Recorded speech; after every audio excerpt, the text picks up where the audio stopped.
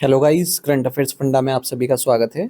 मैं हूं आपके साथ अभिषेक शर्मा और आज के इस वीडियो सेशन में हम सितंबर थर्ड वीक के सभी इंपॉर्टेंट करंट अफेयर्स कवर करने वाले हैं। जो भी एस्पिरेंट्स हमारे डेली करंट अफेयर्स नहीं देख पाए हैं वो इस वीडियो के माध्यम से सितंबर थर्ड वीक के सभी इंपॉर्टेंट करंट अफेयर्स एक साथ कवर कर पाएंगे।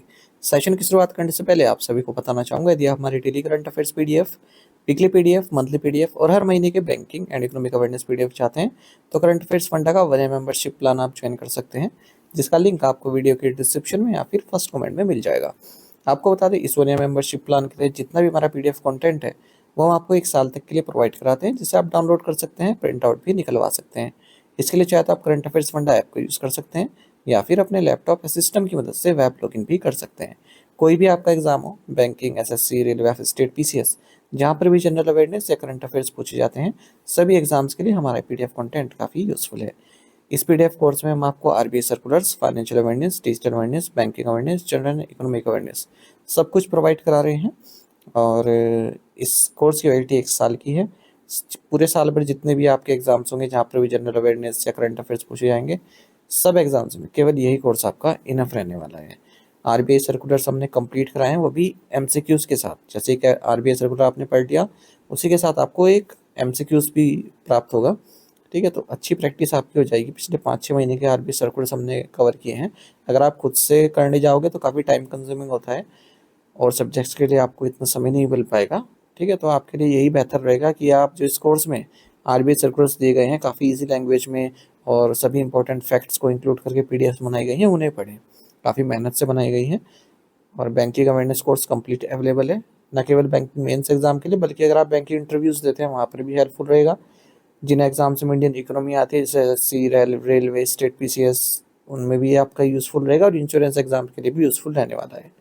तो ये कोर्स आपको करंट अफेयर्स फंडा ऐप पर मिल जाएगा। ऐप का लिंक वीडियो के डिस्क्रिप्शन में दिया गया है और फर्स्ट कमेंट में पिन कर दिया गया है। किसी भी तरह का डाउट हो तो हमारा कस्टमर केयर नंबर है 8448169188, इस पर आप कॉल कीजिए या फिर व्हाट्सएप करके भी जानकारी प्राप्त कर सकते हैं। तो बिना किसी तरीके शुरुआत करते हैं इस वीडियो सेशन की। Who was recently appointed as the new Prime Minister of Nepal by President Ramchandra Paudel. हाल ही में राष्ट्रपति रामचंद्र पौडेल ने नेपाल के नए प्रधानमंत्री के रूप में किसे नियुक्त किया है? ऑप्शंस आपके सामने हैं। सही आंसर ऑप्शन ए है, सुशीला कर्की। नेपाल के प्रेसिडेंट है रामचंद्र पौडेल। इन्होंने former chief justice Sushila Karki को नेपाल का नया प्राइम मिनिस्टर नियुक्त किया है और पार्लियामेंट को डिसॉल्व कर दिया है। और फ्रेश इलेक्शंस की भी डेट अनाउंस कर दी गई है इनके द्वारा। यह है 5 मार्च 2026 को यहाँ पर फ्रेश इलेक्शंस होंगे। कर्की आपको बता दें नेपाल की फर्स्ट वुमेन चीफ जस्टिस रह चुकी हैं और अब नेपाल की फर्स्ट वुमेन प्राइम मिनिस्टर भी बन गई हैं। What is India's rank on the global passport power rank 2025? Global passport power rank 2025 में भारत का स्थान क्या है? राइट आंसर ऑप्शन सी है, 73rd। Global passport power rank 2025 में most and least powerful passports बताए गए हैं उनके मोबिलिटी स्कोर्स के हिसाब से। लगातार 5वें साल यूनाइटेड अरब अमीरात इसने टॉप स्पोर्ट हासिल किया है। इसका मोबिलिटी स्कोर 179 है। सिंगापुर का पासपोर्ट ये 6th प्लेस पर था पहले, लेकिन अब 2nd प्लेस पर आ गया है स्पेन के साथ। 3रे नंबर पर साउथ कोरिया है, 4थे नंबर पर जापान है। अगर हम रैंकिंग के बॉटम में देखें तो सबसे लास्ट में अफगानिस्तान है 102वें नंबर पर। उससे ऊपर फिर सीरिया है 101वें नंबर पर। ये वीकेस्ट पासपोर्ट है। अब बात करते हैं इंडिया की, तो भारत का जो पासपोर्ट है वो 73rd रैंक पर है घाना और गैम्बिया के साथ। Bharat passport holders visa free access कर सकते हैं 30 कंट्रीज़ में, बल्कि जो 44 कंट्रीज है वहाँ पर वीज़ा ऑन अराइवल की सुविधा है और 124 में प्रायर वीज़ा चाहिए होता है। भारत का मोबिलिटी स्कोर 74 है।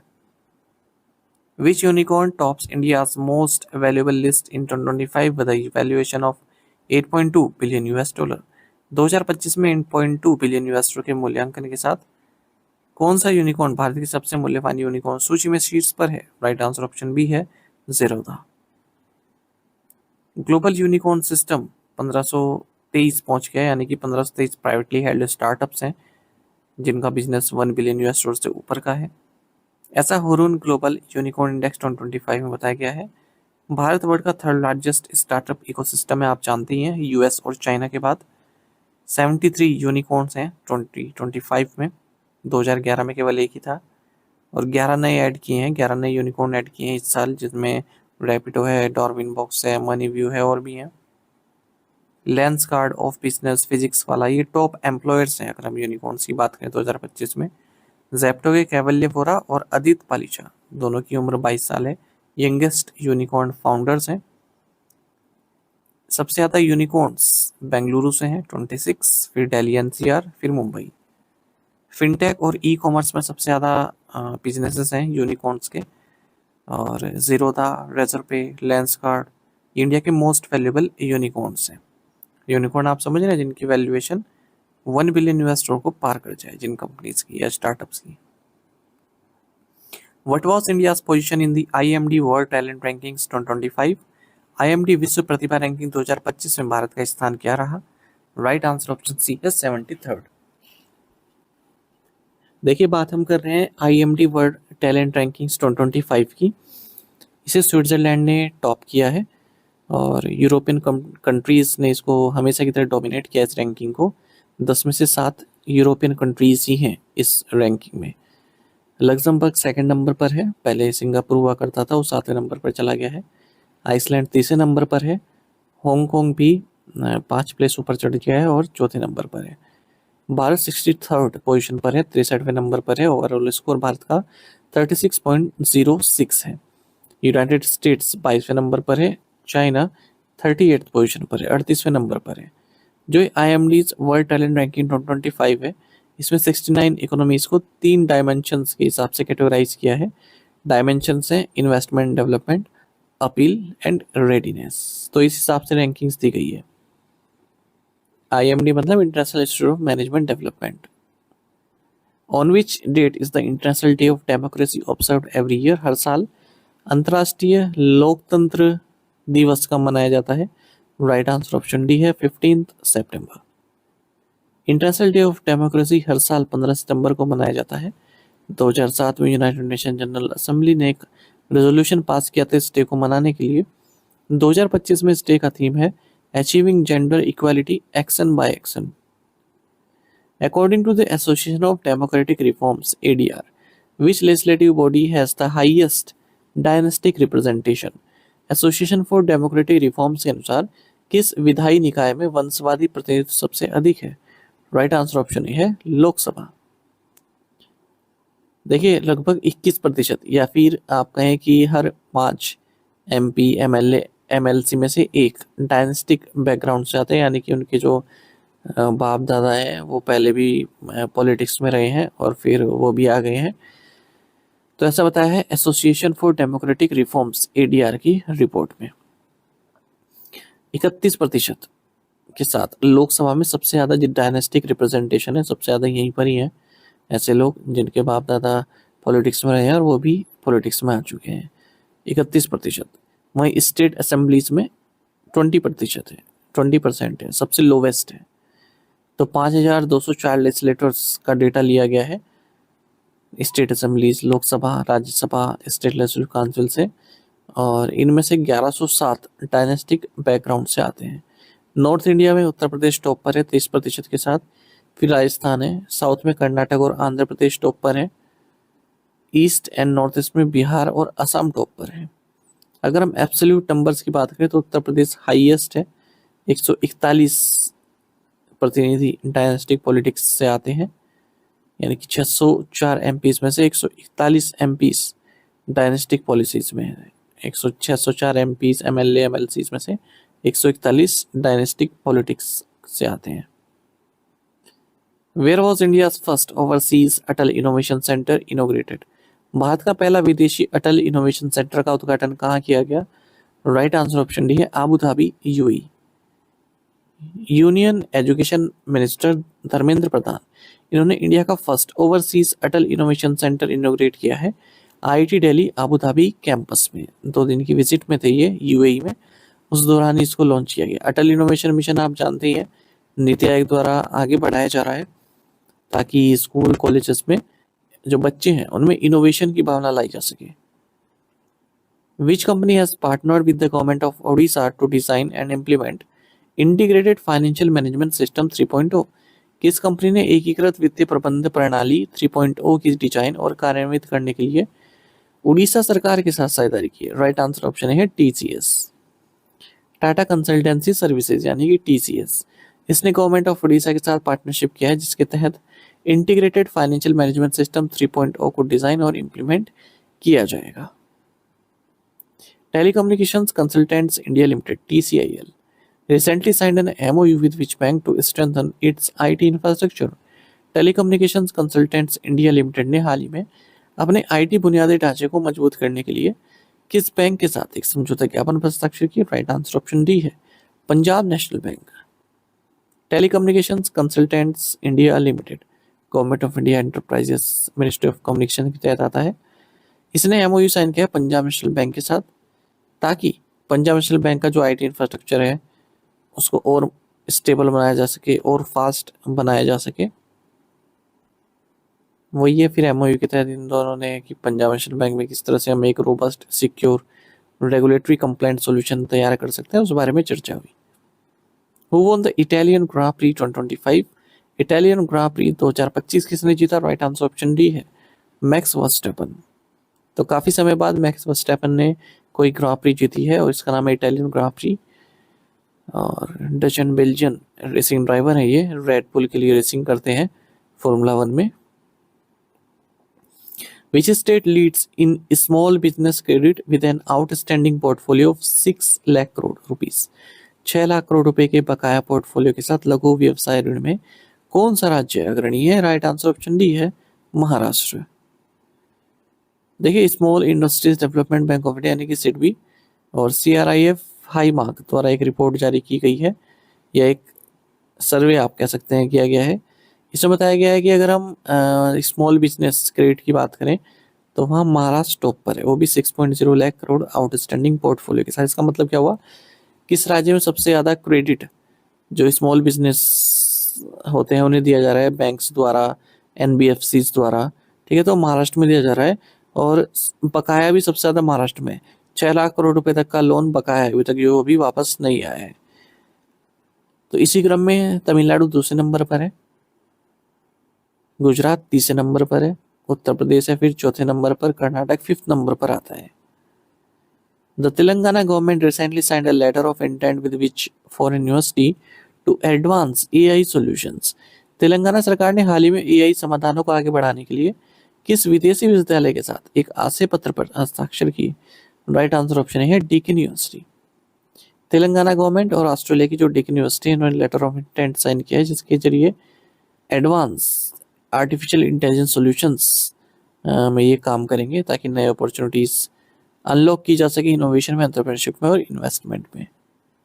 The focus will be on advance skilling, AI education and workforce development in the state, building a future ready talent pipeline capable of sustaining long term innovation and global competitiveness. Which Indian state government has partnered with Japan's Asian One Co Limited to train and place young professionals in Japan? किस भारतीय राज्य सरकार ने Japan में युवा पेशेवरों को प्रशिक्षित करने और नियुक्त करने के लिए जापान की आसियान वन कंपनी लिमिटेड के साथ साझेदारी की है? राइट आंसर ऑप्शन डी है मेघालय। तो मेघालय ने पार्टनरशिप की जापान की एशियन वन को लिमिटेड के साथ, ताकि जो यंग प्रोफेशनल्स हैं उनको ट्रेन किया जा सके और जापान में ही उनको नौकरी के अवसर दिए जा सके। शुरुआत में तो 500 कैंडिडेट्स को ट्रेन किया जाएगा और जापान में उन्हें प्लेसमेंट दिया जाएगा फर्स्ट ईयर में, फिर 5000 लोग तक इंक्रीज किए जा सकते हैं। Where was the 5th edition of the Lok Samvardhan Parv organised by the Ministry of Minority Affairs Government of India? अल्पसंख्यक मामलों के मंत्रालय भारत सरकार द्वारा लोक संवर्धन पर्व का 5वां संस्करण का आयोजित किया गया? राइट आंसर ऑप्शन है कोची, केरल।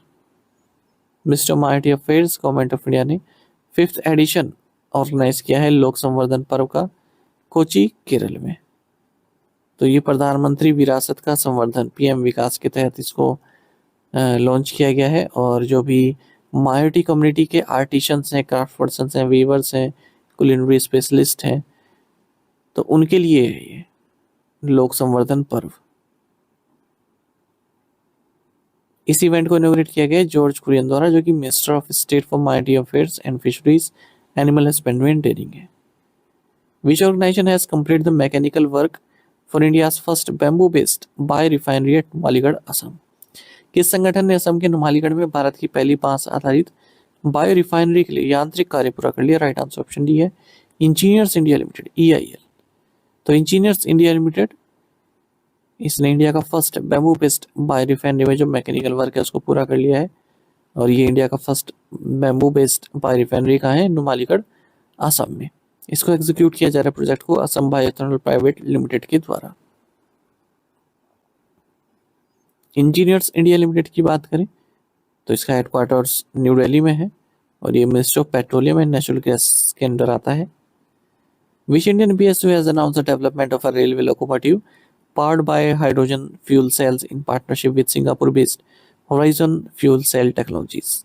किस भारतीय सार्वजनिक क्षेत्र उपक्रम ने सिंगापुर स्थित होराइजन फ्यूल सेल टेक्नोलॉजीज के साथ साझेदारी में हाइड्रोजन ईंधन कोशिकाओं द्वारा संचालित रेलवे लोकोमोटिव के विकास की घोषणा की है?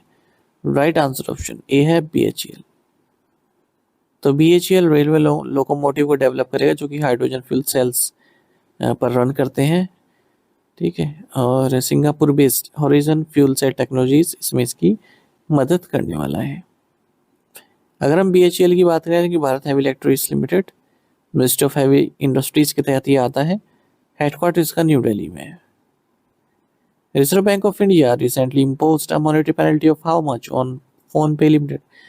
भारतीय रिजर्व बैंक ने हाल ही फोन पे लिमिटेड कितने रुपए का मौद्रिक जुर्माना लगाया? राइट आंसर ऑप्शन सी है 21 lakh rupees.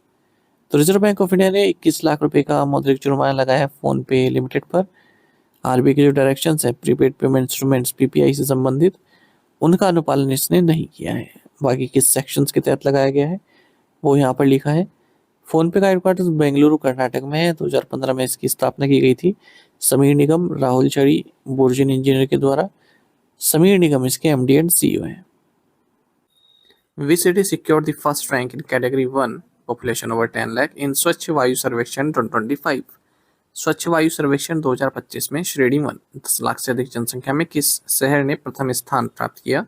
Right answer option C है इंदौर।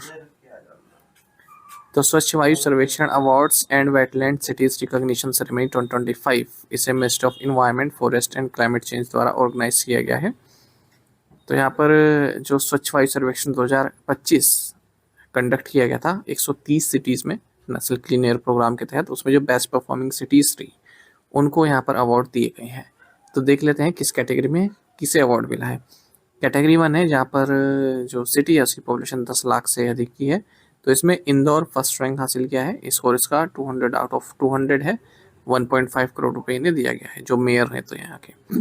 जबलपुर सेकंड रैंक पर है और 1 करोड़ रुपए से दिया गया है। Agra and Surat third rank पर है और 25 लाख रुपए इन्हें दिए गए हैं। कैटेगरी 2 की बात करते हैं जहाँ पर पॉपुलेशन 3 से 10 लाख के बीच में है।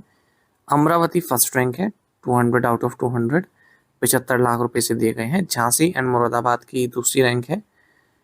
अलवर की तीसरी रैंक है। अब थर्ड एंड फाइनल कैटेगरी है, थर्ड कैटेगरी, इसमें पॉपुलेशन अंडर 3 लाख।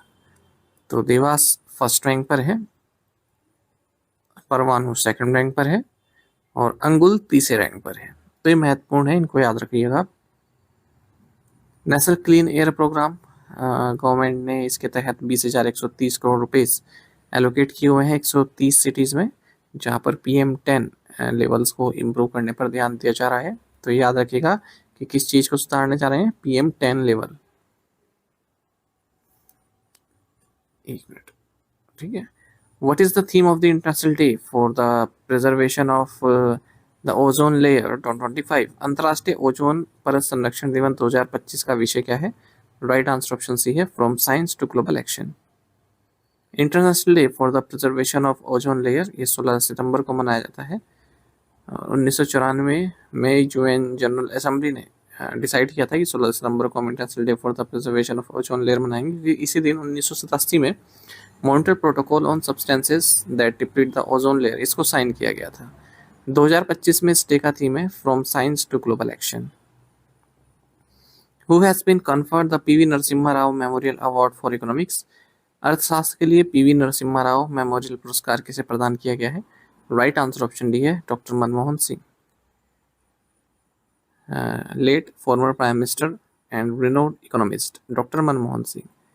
इन्हें मरणोपरांत PV Narasimha Rao memorial award for economics दिया गया है। जो इनका कंट्रीब्यूशन रहा है इकोनॉमिक ट्रांसफॉर्मेशन में, नेशन बिल्डिंग में, उसी को ही रिकॉग्नाइज किया गया है। ये अवार्ड इन्हें दिया गया मोंटेक सिंह अहलूवालिया द्वारा, जो कि फॉर्मर डिप्टी चेयरमैन रहे हैं अर्सवाइल प्लानिंग कमीशन के। ये अवार्ड इंस्टीट्यूट किया गया है Hyderabad based PV Narasimha Rao memorial foundation के द्वारा। Fitch raised India's GDP growth forecast to what percentage for the current financial year? Fitch ने चालू वित्त वर्ष के लिए भारत की जीडीपी वृद्धि का अनुमान बढ़ाकर कितने प्रतिशत कर दिया है? राइट आंसर ऑप्शन डी है 6.9%। तो रेटिंग एजेंसी है फिच, इसने अपने ग्लोबल इकोनॉमिक आउटलुक में भारत की जो जीडीपी ग्रोथ फोरकास्ट है करंट फाइनेंशियल ईयर के लिए वो 6.9% कर दी है। पहले 6.5% इन्होंने बताई थी। अप्रैल से जून क्वार्टर में भारत की जो ग्रोस डोमेस्टिक प्रोडक्ट है ये 7.8% रहा है। इवन गवर्नमेंट और प्राइवेट एजेंसीज की भी जो फोरकास्ट है उसे पीछे छोड़ दिया है। फिश ने भी 6.7 बताई थी। अच्छा, अगर हम पूरे फिस्कल ईयर के लिए बात करें तो आईएमएफ ने भारत की ग्रोथ 6.4 बताई हुई है, वहीं वर्ल्ड बैंक ने 6.3% बताई हुई है और आरबीआई ने 6.5%।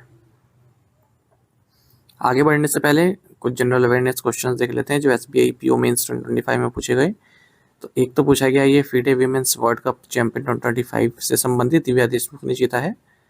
और एक आपका भारत का पहला वन्यजीव ओवरपास कॉरिडोर पूछा गया था। एक पूछा गया था आपसे मेरिट स्कीम से संबंधित क्वेश्चन। एक प्रवाह तो कई बार एग्जाम में आ चुका है, ये तो आपको पता ही होगा। एक पूछा गया था रमेश बुधियाल से संबंधित सर्फिंग चैंपियनशिप में जो है इन्होंने मेडल जीता था। और एक पूछा था कि ये हाल ही में न्यू डेवलपमेंट बैंक के वाइस प्रेसिडेंट किसे नियुक्त किया गया है? राजीव रंजन को। इसी तरह से आप देखेंगे एक क्वेश्चन पूछा गया था एनबीएसएल से संबंधित, एनपीसीआई बीम सर्विसेज लिमिटेड। तो अगस्त 2024 का करंट अफेयर है जब इसको बनाया गया था सब्सिडरी के तौर पर एनपीसीआई की, तब हमने कवर भी किया था इसको। एक फिर ये लोन टू वैल्यू रेशियो से संबंधित क्वेश्चन पूछा था। एक ये हमारा जो विजेता बैच है बैंकिंग अवेयरनेस का, इसमें हमने कराया हुआ था आपको ये नेपाल रेमिटेंस संबंधित। तो ये भी क्वेश्चन पूछा गया था कि वॉक इन और नॉन कस्टमर कितना पैसा नेपाल में भेज सकते हैं? तो 50,000 रुपये पर ट्रांजैक्शन इसमें लिखा हुआ था। और फिर एक ये महाकाली ट्रीटी से संबंधित क्वेश्चन पूछा था। तो नेपाल और इंडिया के बीच में हमने क्वेश्चन इस तरह से आपको कराया था कि ये जो मल्टीपर्पज़ प्रोजेक्ट है, ठीक है, तो ये नेपाल और इंडिया के बीच में है, किस रिवर पर है? तो महाकाली रिवर। तो यहाँ से आपको आइडिया मिल सकता था कि महाकाली ट्रीटी नेपाल और इंडिया के बीच में। इस तरह से एमएसपी से संबंधित क्वेश्चन पूछा था 1.5 times of average cost of production. एक एमओयू से संबंधित पूछा था डिपार्टमेंट ऑफ पोस्ट और एएमएफआई से संबंधित। एक जापान और इंडिया जो चंद्रयान 5 के लिए कोलैबोरेट कर रहे हैं। और एक वाइब्रेंट विलेज प्रोग्राम से संबंधित क्वेश्चन पूछा गया था। एक केन्या से संबंधित पूछा गया था, हाल ही में स्लीपिंग सिकनेस को इसने इरेडिकेट कर दिया है। एक ये नेशनल स्टैटिस्टिक ऑफिस ने रियल जीडीपी ग्रोथ कितना बताया है 2024-25 के लिए। एक विंसिंगम इंटरनेशनल जो डीप वाटर सी पोर्ट है किसने बनाया है, कौन संचालन कर रहा है इसका। एक पूछा था आपसे ये जो एनएसआईसी है, ठीक है, इसने किस किस के साथ एमओयू किए हैं? 5 बैंक के साथ किया था। एक फास्टैग जो एनुअल फास्टैग है उसका रेट कितना है, कितना सब्सक्रिप्शन है? नेशनल टर्मरिक बोर्ड का हेडक्वार्टर्स कहाँ पर है? और एक ये नेशनल कमीशन फॉर सफाई कर्मचारी संबंधित भी क्वेश्चन पूछे गए थे। Which organization collaborated with MIT University उत्तर प्रदेश to organize the Purple Fest 2025? Purple Fest 2025 के आयोजन के लिए किस संगठन ने एमआईटी यूनिवर्सिटी उत्तर प्रदेश नोएडा के साथ सहयोग किया है? राइट आंसर ऑप्शन डी है Indian Sign Language Research and Training Centre. Indian Sign Language Research and Training Centre New Delhi ने कोलैबोरेट किया है एमआईटी यूनिवर्सिटी उत्तर प्रदेश के साथ और पर्पल फेस्ट 2025 ये मना रहे हैं। पर्पल फेस्ट मतलब जो दिव्यांग होते हैं, जो डिसेबल लोग होते हैं, तो उन्हीं के लिए मनाया जाता है, उनको ये कॉन्फिडेंस देने के लिए कि आप लोग अकेले नहीं हैं और आपके उद्धार के लिए जो गवर्नमेंट है वो पूरे प्रयास कर रही है। लिखा है disability is not a weakness, assistive devices are not charity, respect is not a favour, it is a right.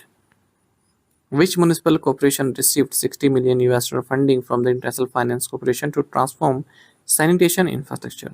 किस नगर निगम को स्वच्छता अवसंरचना में परिवर्तन के लिए अंतर्राष्ट्रीय वित्त निगम से 60 मिलियन US का वित्त पोषण प्राप्त हुआ है? राइट आंसर ऑप्शन डी है ग्रेटर विशाखापट्टनम म्युनिसिपल कॉर्पोरेशन। तो इंटरनेशनल फाइनेंस कॉरपोरेशन जो कि वर्ल्ड बैंक की आर्म है, वर्ल्ड बैंक ग्रुप की एक आर्म है, एक हिस्सा है, इसने 60 मिलियन यूएस डॉलर अनाउंस किए हैं, यानी कि 498 करोड़ रुपए अनाउंस किए हैं ग्रेटर विशाखापट्टनम म्युनिसिपल कॉरपोरेशन के लिए, ताकि यहाँ इसके अंतर्गत जो भी सैनिटेशन इंफ्रास्ट्रक्चर है उसको ट्रांसफॉर्म किया जा सके, सुदृढ़ बनाया जा सके। तो first ever direct municipal financing है जो इंटरनेशनल फाइनेंस कॉरपोरेशन द्वारा भारत में की गई है। What is the name of the India's first indigenous medium altitude long endurance autonomous combat aircraft? Bharat के पहले स्वदेशी मीडियम एल्टीट्यूड लॉन्ग एंड्योरेंस स्वायत्त लड़ाकू विमान का नाम क्या है? राइट आंसर ऑप्शन डी है FWD काल भैरवा। भारत का first indigenous medium altitude long endurance autonomous combat aircraft को अनावरण किया गया है बेंगलुरु में, और ये एक AI पावर्ड प्लेटफॉर्म है, इसका नाम है FWD काल भैरव, और 30 मिलियन यूएस डॉलर की इसको डील भी मिली है एक्सपोर्ट करने के लिए, और इसे बनाया है Flying Wedge Defence and Aerospace FWDA के द्वारा। 30 आवर्स तक ये कंटिन्यू फ्लाई कर सकता है। ऑपरेशन रेंज इसकी 3000 किलोमीटर्स की है। Who has been appointed as the chairperson of the National Stock Exchange Governing Board of Directors? National Stock exchange के निदेशक मंडल के अध्यक्ष के रूप में किसे नियुक्त किया गया है? राइट आंसर ऑप्शन सी है Srinivas Injeti. National Stock Exchange ने श्रीनिवास इंजेती को गवर्निंग बोर्ड ऑफ डायरेक्टर्स का चेयरपर्सन नियुक्त किया है। सेबी से ऑलरेडी इन्हें अप्रूवल प्राप्त हो चुका था। इससे पहले कॉर्पोरेट अफेयर्स सेक्रेटरी रह चुके हैं, फाउंडिंग चेयरपर्सन भी रह चुके हैं IFSCA के। Which Indian IT services company has partnered with the French Public Research Institution CEA to develop physical AI solutions? किस भारतीय IT सेवा कंपनी ने भौतिक AI समाधान विकसित करने के लिए फ्रांसीसी सार्वजनिक अनुसंधान संस्थान CEA के साथ साझेदारी की है? राइट आंसर ऑप्शन डी है टाटा कंसल्टेंसी सर्विसेज TCS। तो IT कंपनी है टाटा कंसल्टेंसी सर्विसेज, इसने पार्टनरशिप की है CEA के साथ, जो कि एक फ्रेंच पब्लिक रिसर्च इंस्टीट्यूशन है, और दोनों मिलकर फिजिकल AI सोल्यूशन को डेवलप करेंगे। फिजिकल AI सोल्यूशन यानी कि AI को robotics, artificial intelligence, intelligent system, ठीक है, मतलब इनको यूज़ करके किस तरह से हम मशीन परसीव, इंटरप्रेट, इंटरेक्ट कर सकते हैं फिजिकल वर्ल्ड के साथ काफ़ी एडवांस तरीके से, उस पर कार्य करेंगे। What is the new minimum allotment lot in the primary market for privately placed infrastructure investment trust as per SEBI's notification? SEBI की अधिसूचना के अनुसार निजी तौर पर रखे गए इंफ्रास्ट्रक्चर इन्वेस्टमेंट ट्रस्टों के लिए प्राइमरी मार्केट में नया न्यूनतम आवंटन लॉट क्या है? राइट आंसर ऑप्शन भी है 25 लाख रुपए। देखिए, इससे पहले आगे बढ़े, इसमें एक इनविट यूज किया गया, यानी कि जो इंफ्रास्ट्रक्चर इन्वेस्टमेंट ट्रस्ट है। देखिए, एक तो म्यूचुअल फंड होता है, पैसा लेते हो और पैसा आप लगा देते हो, फिर अलग अलग शेयर मार्केट में लगाते हो, अलग अलग स्टॉक के हिसाब से आपका म्यूचुअल फंड घटता बढ़ता रहता है उसमें, ठीक है। तो ऐसे ही इन्विट होता है इंफ्रास्ट्रक्चर इन्वेस्टमेंट फंड। यहाँ पे क्या होता है कि जो भी कंपनी होगी इन्विट कंपनी, वो पैसा इकट्ठा करेगी और इंफ्रास्ट्रक्चर फंड में लगाएगी, ठीक है। तो एक होता है प्राइमरी मार्केट, एक होता है सेकेंडरी मार्केट। तो पहली बार कोई प्रोजेक्ट शुरू होने वाला है इंफ्रास्ट्रक्चर, ठीक है, बिल्कुल बेसिक से, तो प्राइमरी प्रोजेक्ट कहलाता है या प्राइमरी मार्केट कहलाता है, जब पहली बार उसमें पैसा लगाया जा रहा है। फिर एक बार वो बन गया, उसके बाद भी फिर उसको बाय किया जा रहा है, सेल किया जा रहा है, ठीक है, वो कहता है सेकेंडरी मार्केट, यानी कि पहले से बिल्ट है वो, उसको बाय सेल किया जा रहा है, तो कहलाता है सेकेंडरी मार्केट। तो ये आप समझ गए इतना कि इनविट क्या होता है, इंफ्रास्ट्रक्चर इन्वेस्टमेंट ट्रस्ट क्या होता है, कि आप मनी पूल करते हैं और किसी इंफ्रास्ट्रक्चर प्रोजेक्ट में लगाते हैं। जैसे आप जो ये टोल टैक्स का सिस्टम होता है, ठीक है, इसको बना रहे हैं आप किसी नेशनल हाईवे पर, तो आपको क्या है, मिनिमम कितना अमाउंट आपको उसमें देना ही होगा। ऐसा नहीं कि 100 रुपये आपने दे दिया, ऐसा नहीं, कि मिनिमम कितना आपको एक लोट आप खरीद सकते हैं। तो मिनिमम 25 लाख रुपए इन्होंने कर दिया है सेबी ने। पहले 1 करोड़ था या फिर 25 करोड़ रुपए था, लिखा है ना, prior to the minimum allotment lot in the primary market for privately placed InvITs was ₹1 crore और 25 करोड़, डिपेंड करता था एसेट के हिसाब से। Which ministry has partnered with Coal India Limited for upgrading Eklavya model residential schools EMRS? किस मंत्रालय ने Eklavya model आवासीय विद्यालयों के उन्नयन के लिए कोल इंडिया लिमिटेड के साथ साझेदारी की है? राइट आंसर ऑप्शन बी है Ministry of Tribal Affairs. Ministry of Tribal Affairs and Coal India Limited ने जो 76 एकलव्य मॉडल रेजिडेंशियल स्कूल्स हैं, उनके इंफ्रास्ट्रक्चर को अपग्रेड करने के लिए, कैपेसिटी बिल्डिंग के लिए MOU साइन किया है। और जो छत्तीसगढ़, झारखंड, मध्य प्रदेश, उड़ीसा में जो एकलव्य मॉडल रेजिडेंशियल स्कूल है, उन्हें अपग्रेड किया जाएगा। तो इसके लिए MOU साइन किया गया है कोल इंडिया लिमिटेड और national scheduled tribes finance and development corporation, जो कि एक सेक्शन 8 कंपनी है मिनिस्ट्री ऑफ ट्राइबल अफेयर्स, इनके बीच में। करंटली 479 EMRS हमारे देश में फंक्शनल है। क्वालिटी एजुकेशन प्रोवाइड करा रहे हैं, न्यूट्रिशन हेल्थ केयर प्रोवाइड करा रहे हैं ST चिल्ड्रंस को। Which organization under the Ministry of Defence has signed an MOU with EDCIL India Limited to develop dual-use technologies under new Aspire program? रक्षा मंत्रालय के अंतर्गत किस संगठन ने नए एस्पायर कार्यक्रम के तहत दोहरे उपयोग वाली प्रौद्योगिकियों को विकसित करने के लिए HCIL लिमिटेड के साथ एक समझौता ज्ञापन पर हस्ताक्षर किए? राइट आंसर ऑप्शन डी है IDX DIO। Innovations for defence excellence defence innovation organisation ने MOU साइन किया है HCIL लिमिटेड के साथ एस्पायर प्रोग्राम के तहत। एस्पायर मतलब accelerating strategic progress in research and education, ठीक है। इसके तहत नई जो dual use cutting edge technologies हैं उनके डेवलपमेंट के लिए। IDEX DIO ये एक इनिशिएटिव है मिनिस्ट्री ऑफ डिफेंस के तहत। वहीं जो HCIL लिमिटेड है ये एक mini Ratna category 1 central public sector enterprise से मिनिस्ट्री ऑफ एजुकेशन के तहत आती है। How much equity stake is Reliance aerostructure limited transferring in Dassault Reliance aerospace limited to its joint venture partner Dassault Aviation? Reliance Aerostructure Limited Dassault Reliance Aerospace Limited में कितनी equity हिस्सेदारी अपने संयुक्त उद्यम साझेदार Dassault Aviation को हस्तांतरित कर रही है? राइट आंसर ऑप्शन भी है 2%।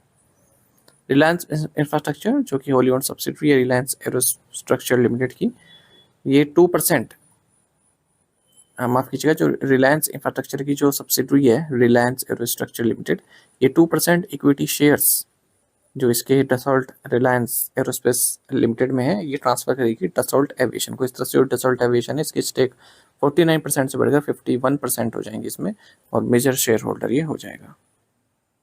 Who has been appointed as the new managing director and CEO of International asset reconstruction Company? International asset reconstruction Company के नए प्रबंध निदेशक और CEO के रूप में किसे नियुक्त किया गया? राइट आंसर ऑप्शन डी है Abhishek Maheshwari. International asset reconstruction company ने अभिषेक माहेश्वरी को MD एंड CEO नियुक्त किया है। और आपको बता दें जो एसेट रिकंस्ट्रक्शन कंपनी है इसके ऑफिस न्यू दिल्ली, मुंबई, चेन्नई में। एसेट रिकंस्ट्रक्शन कंपनी क्या करती है? देखिए बैंकों के पास कई सारा बैड लोन हो जाता है। बैड लोन मतलब जो उनके पास वापस ना आए, उन्होंने लोन दिया हो पैसा वापस ना आया हो, पर बैंकों को अपनी जो बैलेंस शीट है वो क्लियर करनी होती है, तो बैंक क्या करते हैं उसे बेच देते हैं अपने बैड लोन को एसेट रिकंस्ट्रक्शन कंपनी को, वो भी डिस्काउंट पे। मान लीजिए 100 करोड़ रुपए का बैड लोन है बैंकों के पास जो वापस नहीं आया, तो किसी एसेट रिकंस्ट्रक्शन कंपनी को 60 करोड़ में बेच देंगे, ठीक है। तो 40 करोड़ का यहाँ पर घाटा तो हुआ, पर उनकी बैलेंस शीट क्लियर हो गई, कुछ पैसा उन्हें मिल ही गया है ना। कुछ ना मिलने से अच्छा है कि कुछ मिल गया। 60 करोड़ रुपए उन्हें मिल गया था, वो 100 करोड़ का बैड लोन। अब जो एसेट रिकंस्ट्रक्शन कंपनी है वो रिकवर करेगी अपने हिसाब से अलग अलग लॉस के जरिए इन जो बैड लोन से। अब मान लीजिए उसने 60 करोड़ में खरीदा था बैंक से वो लोन, और उसने 80 करोड़ रुपए रिकवर कर लिए, तो 20 करोड़ का फायदा हो गया उस एसेट रिकंस्ट्रक्शन कंपनी को। और घाटा भी हो सकता है, ऐसा भी हो सकता है कि 40 करोड़ ही वो कवर कर पाए, तब केवल 20 करोड़ रुपए का उसको घाटा हो जाएगा। इस तरह से कार्य करते हैं। Which two organizations signed an MOU to boost India's cooperative-led agriculture export? Bharat के सहकारी नेतृत्व वाले कृषि निर्यात को बढ़ावा देने के लिए किन दो संगठनों ने समझौते ज्ञापन पर हस्ताक्षर किए? Right answer option B APEDA and NCL। National Cooperative Exports Limited NCL और agriculture and processed food products export development authority APEDA, इन्होंने MOU साइन किया है जो कोऑपरेटिव लेड एग्रीकल्चर एक्सपोर्ट्स हैं उनको बढ़ावा देने के लिए। अब कोऑपरेटिव नेतृत्व वाले एग्रीकल्चर एक्सपोर्ट्स क्या होते हैं? जैसे कोऑपरेटिव जाते हैं, जैसे अमूल एक कोऑपरेटिव है, सबसे बड़ा कोऑपरेटिव है, तो लोग दूध वगैरह सब बनाते हैं, दूध दही बनाते हैं, ठीक है। तो इसके एक्सपोर्ट के लिए अपेडा की स्थापना 1986 में हुई थी। Ministry of commerce and industry government of India के तहत आती है ये। चेयरपर्सन के अभिषेक देव हैं। Where is the World Patient Safety Day observed every year? विश्व रोगी सुरक्षा दिवस हर वर्ष कब मनाया जाता है? ऑप्शंस आपके सामने हैं और सही आंसर ऑप्शन डी है 17 सितंबर, 17 सितंबर। वर्ल्ड पेशेंट सेफ्टी डे हर साल 17 सितंबर को मनाया जाता है। 2025 में इस डे का थीम है safe care for every newborn and every child. National engineers Day celebrated to honour the birth anniversary of which eminent personality?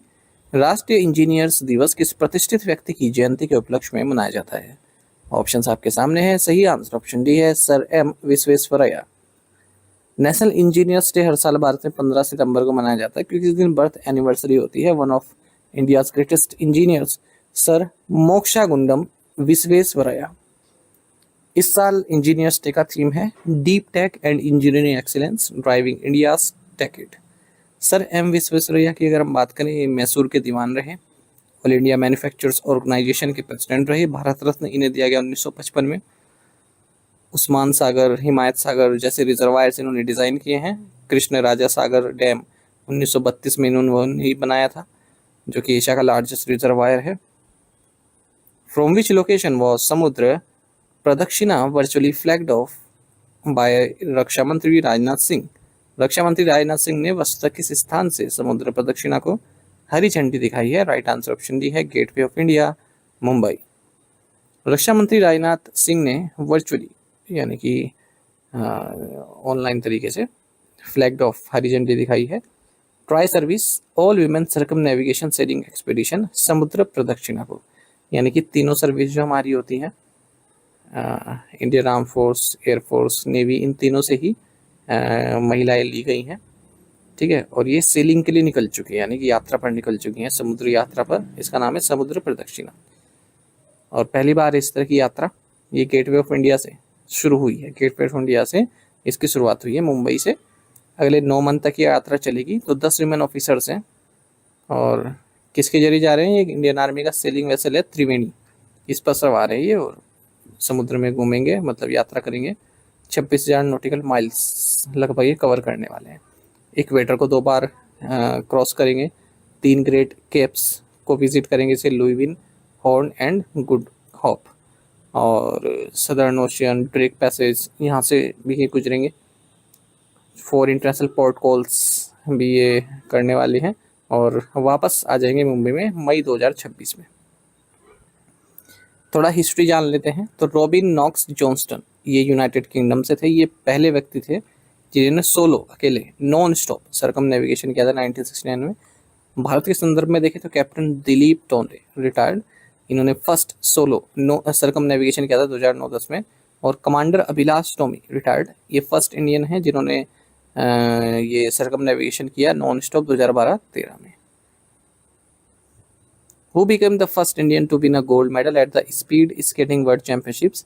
Speed skating विश्व चैंपियनशिप में स्वर्ण पदक जीतने वाले पहले भारतीय कौन बने? राइट आंसर ऑप्शन डी है आनंद कुमार वेल कुमार। इंडियन स्केटर हैं आनंद कुमार वेल कुमार, इन्हें इतिहास रच दिया है। ये इंडिया के फर्स्ट एवर गोल्ड मेडलिस्ट बन गए हैं स्पीड स्केटिंग वर्ल्ड चैंपियनशिप में, जो कि बीजिंग चाइना में हुई है। और senior men's 1000 metre sprint event में इन्होंने ये गोल्ड मेडल जीता। इससे पहले ब्रॉन्ज मेडल जीता इन्होंने 500 मीटर स्प्रिंट इवेंट में, वो भारत का पहला का मेडल था इस प्रतियोगिता में। और पहली बार गोल्ड भी फिर इन्होंने आगे बढ़कर जीता है। इससे पहले इन्होंने एक ब्रॉन्ज जीता था 1000 मीटर स्प्रिंट में वर्ल्ड गेम्स में चेंगदू चाइना में, वो भी पहला था भारत के लिए। तो नाम याद रखिएगा, आनंद कुमार वेल कुमार स्केटर हैं। Which two companies partnered with the Ministry of Road Transport and Highways to promote road safety? सड़क सुरक्षा को बढ़ावा देने के लिए किन 2 कंपनियों ने सड़क परिवहन और राजमार्ग मंत्रालय के साथ सहायता की है? राइट आंसर ऑप्शन बी है Zomato and Uber. Zomato and Uber इन्होंने अनाउंस किया है कि Ministry of road transport and highways के साथ मिलकर प्रोमोशनल मटेरियल जो कि रोड सेफ्टी से संबंधित है उसको डिस्ट्रीब्यूट करेंगे। तो जैसे नोटिफिकेशन, जैसे जोमेटो या उबर की ऐप है, तो वहाँ पर आपके पास नोटिफिकेशन आ जाएगा, कोई वीडियो आपके साथ शेयर कर देंगे जब आप इनकी ऐप ओपन करोगे, या फिर ऐप में ही कोई मैसेज दिखा देंगे जहाँ पर सड़क सुरक्षा अभियान से संबंधित आपको क्लिप्स या फिर मैसेज कुछ देखने के लिए मिलेगी, रोड सेफ्टी किस तरह से आपको करनी चाहिए। The Observer Research Foundation and which organisation have signed MOU to strengthen collaboration on global policy issues? Observer Research Foundation और किस संगठन ने वैश्विक नीतिगत मुद्दों पर सहयोग को मजबूत करने के लिए समझौता ज्ञापन पर हस्ताक्षर किए? राइट आंसर ऑप्शन सी है OECD। Observer Research Foundation and Organisation for Economic Cooperation and Development OECD, इन्होंने मेमोरेंडम ऑफ अंडरस्टैंडिंग साइन किया है to strengthen collaboration and dialogue on global policy issue. जो ग्लोबल पॉलिसी इशूज हैं उस पर ये मिलकर स्टडी करेंगे। 5 साल की ये पार्टनरशिप है, और economic diplomacy, trade and investment, climate and sustainability, digital transformation, infrastructure, supply chains, इन पर ये अपना रिसर्च करेंगे। Where was the 44th meeting of the SCO's Regional Anti-Terrorist Structure (RATS) Council held? SCO की क्षेत्रीय आतंकवाद विरोधी संरचना RATS परिषद की 44वीं बैठक का आयोजित की गई है। राइट आंसर ऑप्शन डी है चोलपोन अटा किर्गिज रिपब्लिक यानी किर्गिस्तान। तो regional anti terrorist structure rates, तो इसकी जो काउंसिल मीटिंग है 44th मीटिंग ये हुई है चोलपन अटा किर्गिज रिपब्लिक में। तो संघाई का ये हिस्सा है एक, जो रेट्स ऑर्गेनाइजेशन है संघाई का हिस्सा, ये संघाई कोऑपरेशन ऑर्गेनाइजेशन एससीओ का हिस्सा है ये। तो एग्जाम में क्वेश्चन अलग से पूछ लेते हैं कि ये जो रेट्स है रीजनल एंटी टेररिस्ट स्ट्रक्चर है किसका एक आर्म है। तो ब्रिक्स का, एससीओ का, G20 का, G7 का, इस तरह से पूछ लेते हैं, याद रखिएगा एससीओ का ये एक आर्म है। भारत का जो दल गया है यहाँ पर उसकी अगुवाई की है डिप्टी एनएसए टीवी रविचंद्रन ने। रेट्स एक परमानेंट ऑर्गन है एससीओ का। हेडक्वार्टर्स पहले इसका ताशकंद उज्बेकिस्तान में हुआ करता था 2022 तक, लेकिन अब हेडक्वार्टर्स का मॉस्को रशिया में है। इसकी official languages Chinese, Russian and English है। Which international institution approved a $212.64 million programme to support coastal communities in Tamil Nadu and Karnataka. किस अंतर्राष्ट्रीय संस्था ने तमिलनाडु और कर्नाटक में तटीय समुदायों को समर्थन देने के लिए $212.64 बिलियन के कार्यक्रम को मंजूरी दी? राइट आंसर ऑप्शन ए है वर्ल्ड बैंक। तो वर्ल्ड बैंक के बोर्ड ऑफ एग्जीक्यूटिव डायरेक्टर्स ने एक नया प्रोग्राम अप्रूव कर दिया है, जिसके तहत जो तमिलनाडु और कर्नाटक में जो कोस्टल कम्युनिटीज़ हैं, जो कोस्ट एरियाज में रहते हैं लोग, उनको किस तरह से प्रोटेक्ट किया जाए और प्लास्टिक पोल्यूशन किस तरह से कम किया जाए, किस तरह से उन लोगों को जॉब दी जाए, लगभग 1 लाख लोगों को जॉब दी जाए। तो इस प्रोग्राम का नाम है strengthening coastal resilience and the economy project. शोर प्रोजेक्ट आप कह सकते हैं। $212.64 बिलियन का सपोर्ट प्रोवाइड कराएगा वर्ल्ड बैंक, और जो भी कोस्टल कम्युनिटीज़ द्वारा प्रॉब्लम्स फेस की जाती हैं उनका निपटान किया जाएगा। एयर इंडिया है, ये क्वेश्चन मान के चलिए आने वाले एग्जाम में आपके किसी ना किसी में पूछा जाएगा, बैंक के एग्जाम में तो पूछा ही जाएगा ये shore project. Air India has entered into a code share partnership with which country's national carrier. Air India ने किस देश की राष्ट्रीय वाहक कंपनी के साथ कोड शेयर साझेदारी की है? राइट आंसर ऑप्शन सी है कजाकिस्तान। एयर इंडिया ने एक कोड शेयर पार्टनरशिप साइन की है कजाकिस्तान के नेशनल कैरियर एयर अस्ताना के साथ, यानी कि यहाँ की जो ये एयर कंपनी है। इस एग्रीमेंट के तहत जो एयर इंडिया है वो अपना AI code air Astana flights पर लगाएगा भारत से आने और जाने के लिए। इससे कि जो कस्टमर्स हैं उनके लिए काफ़ी ईजियर एक्सेस मिल जाएगा एलमेटी जाने आने के लिए। Which Indian company has partnered with Japan's IHI corporation to develop India's largest green ammonia project in Odisha. किस भारतीय कंपनी ने उड़ीसा में भारत की सबसे बड़ी हरित अमोनिया परियोजना विकसित करने के लिए जापान की IHI कॉर्पोरेशन के साथ साझेदारी की है? राइट आंसर ऑप्शन बी है ACME। तो clean tech business group ACME इसने एक ज्वाइंट वेंचर अनाउंस किया है जापान के heavy industry group IHI corporation के साथ, जिसके तहत ये गोपालपुर उड़ीसा में इंडिया की लार्जेस्ट ग्रीन अमोनिया प्रोजेक्ट को डेवलप करने वाले हैं। इस प्रोजेक्ट में ये लगभग 0.4 million turns green ammonia annually produce करने वाले हैं, और ये अमोनिया डिलीवर किया जाएगा जापानीज एंड यूजर्स को, जो भी पावर एंड केमिकल सेक्टर से संबंधित है। Who inaugurated the fast track immigration trusted traveler program in Lucknow, Thiruvananthapuram, Trichy, Calicut and Amritsar airports? Lucknow, Thiruvananthapuram, Trichy, Calicut और अमृतसर हवाई अड्डों पर fast track immigration trusted traveller programme का उद्घाटन किसने किया? राइट आंसर ऑप्शन ए है Amit Shah. Union home minister Amit Shah इन्होंने fast track immigration trusted traveller programme को इनोग्रेट किया है लखनऊ, तिरुवनंतपुरम, त्रिची, कैलिकट और अमृतसर एयरपोर्ट पर वीडियो कॉन्फ्रेंसिंग के जरिए। The program aims to facilitate international mobility with faster, smoother, and secure immigration clearance. It will provide more facilities for the Indian nationals and overseas citizen of India passengers coming from other countries. जो भी OCI है या फिर Indian nationals हैं जो बाहर से आ रहे हैं वापस अपने देशों में, ठीक है, तो उनका जो इमिग्रेशन क्लियरेंस है वो फास्टर हो सकेगा। Whom would Ravi Ranjan replace as the next managing director of SBI? SBI के अगले प्रबंध निदेशक के रूप में रवि रंजन किसकी जगह लेंगे? राइट आंसर ऑप्शन भी है Vinay M Tonse. Financial services institutions bureau FSIB, जो कि जो बैंक्स हैं, फाइनेंशियल इंस्टीट्यूशंस हैं, इनके हेड्स को चुनता है। इसे रवि रंजन का नाम रिकमेंड किया है स्टेट बैंक ऑफ इंडिया के मैनेजिंग डायरेक्टर के तौर पर, और मिस्टर रंजन फिलहाल डिप्टी मैनेजिंग डायरेक्टर हैं, और ये SBI के विनय M टॉन्स को रिप्लेस करेंगे, जो कि रिटायर हो जाएंगे 30 नवंबर 2025 को। SBI बोर्ड में एक चेयरमैन होते हैं और उनको असिस्ट करते हैं 4 मैनेजिंग डायरेक्टर, तो उनमें से ही एक मैनेजिंग डायरेक्टर अब बनेंगे मिस्टर रंजन। अब बात करेंगे हम FSIB की, फाइनेंशियल सर्विसेज इंस्टीट्यूशंस ब्यूरो की, तो इसको हेड करते हैं Bhanu Pratap Sharma. Where will India host the 5th coast guard global summit in 2027? भारत 2027 में 5वें तटरक्षक वैश्विक शिखर सम्मेलन की मेजबानी कहाँ करेगा? ऑप्शन डी है चेन्नई। भारत 5th coast guard global summit को होस्ट करेगा चेन्नई में 2027 में। इंडियन कोस्ट गार्ड की गोल्डन जुबली सेलिब्रेशंस भी है 2027 में। और फिलहाल इस साल ये जो कोस्ट गार्ड ग्लोबल समिट है ये रोम इटली में हुई है 11-12 सितंबर के बीच में। What was the total external debt of India in financial 25 in dollar terms? वित्त वर्ष 2025 में भारत का कुल विदेशी ऋण कितना था? राइट आंसर ऑप्शन सी है 736.3 बिलियन यूएस डॉलर। इंडिया का जो एक्सटर्नल डेट है 10.1% बढ़ा है अगर हम पिछले फाइनेंशियल ईयर से कंपेयर करें, और 2024-25 में ये 736.3 बिलियन यूएस डॉलर पहुंच चुका है। फास्टेस्ट एक्सपेंशन देखने के लिए पिछले 7 सालों में अगर हम डॉलर की टर्म्स में बात करें, रुपी टर्म्स में बात करें तो ये डेट है हमारा 63 ट्रिलियन रुपीस, 13% की ग्रोथ देखने को मिली है। ठीक है, तो ऐसा एक्सटर्नल डेट स्टेटस रिपोर्ट 2024-25 जो कि यूनियन फाइनेंस मिनिस्ट्री द्वारा रिलीज किया गया उसमें बताया गया है। 2024 अगर हम फाइनेंशियल 2024 की बात करें यानी कि 23-24 की, तो हमारा जो एक्सटर्नल डेट था 663.8 बिलियन यूएस डॉलर था। ठीक है, तो इस बार जो फाइनेंशियल 25 में एक्सटर्नल डेट ग्रोथ है ये हाईएस्ट है 7 ईयर्स, पिछले 7 साल में हाईएस्ट है ये। रुपी टर्म्स में बात करें, अगर हम डॉलर टर्म्स में बात करें, दोनों में ही।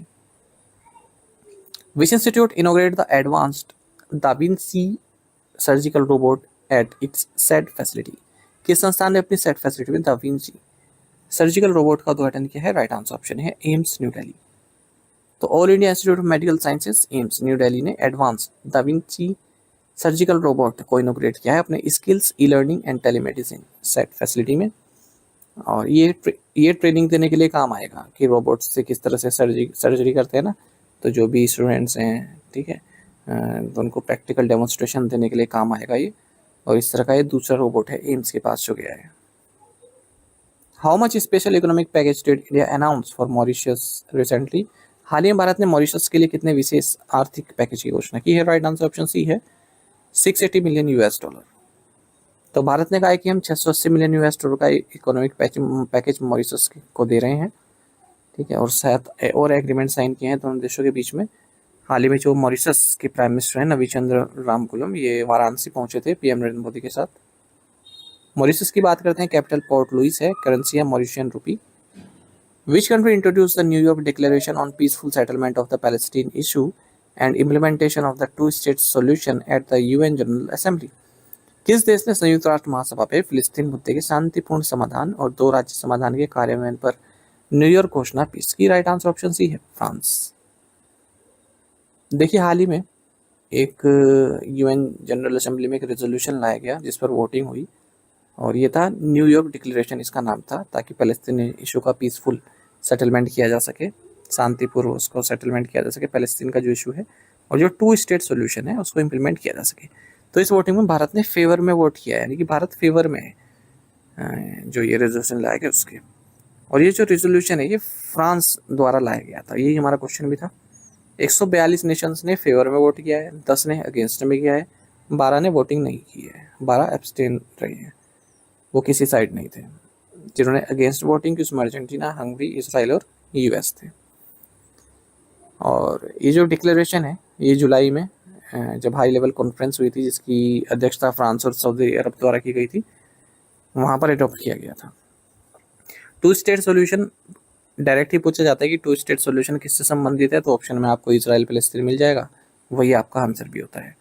तो जो इजरायली पैलेस्तीन कॉन्फ्लिक्ट है उसको एंड करने से संबंधित है, यानी कि 2 स्टेट्स बनाए जाएंगे 2 तरह के पीपल्स के लिए, एक तो इसराइल के लिए, एक तो इसराइल बनाया जाए जूइश पीपल के लिए, पैलेस्तीन होगा पैलेस्तीन पीपल के लिए, यानी कि इन्हें अलग अलग इनका हिस्सा दे दिया जाए।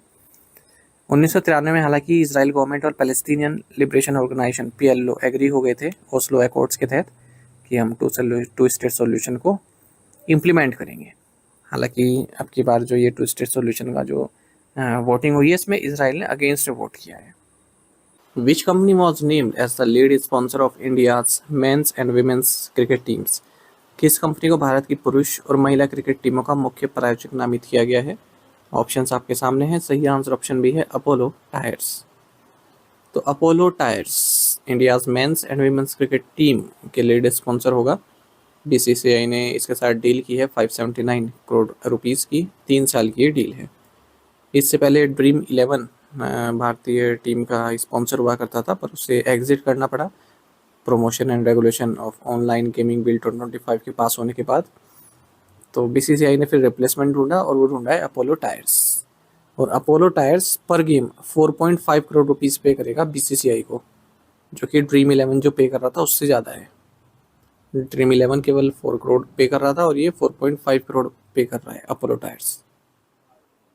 Which shipbuilding company constructed the Indian Navy's anti-submarine warfare shallow watercraft Androth? किस जहाज निर्माण कंपनी ने भारतीय नौसेना के पनडुब्बी रोधी युद्धक उथले पानी के जहाज एंड्रोथ का निर्माण किया है? ऑप्शंस आपके सामने हैं। सही आंसर ऑप्शन डी है garden reach ship builders and engineers, GRSC। Indian navy को एंटी सबमरीन वारफेयर शिप प्राप्त हुआ है, इंडिजिनसली बिल्ट है, यहीं पर ही बना है भारत में, और इंडियन ओशन में हमारी जो मैरीटाइम प्रोविंस है उसको इम्प्रूव करेगा, उसको बढ़ाएगा। इसका नाम है एंड्रोथ और इसे garden reach ship builders and engineers Kolkata द्वारा बनाया गया है। एक्चुअली इस तरह के 8 anti submarine water shallow water craft बनने हैं, उसमें से ये दूसरा है। एंड्रोथ का जो नाम है वो एंड्रोथ आइलैंड से लिया गया है। ये लक्षद्वीप आर्किपेलागो में स्थित है एक आइलैंड, उसी से लिया गया है नाम।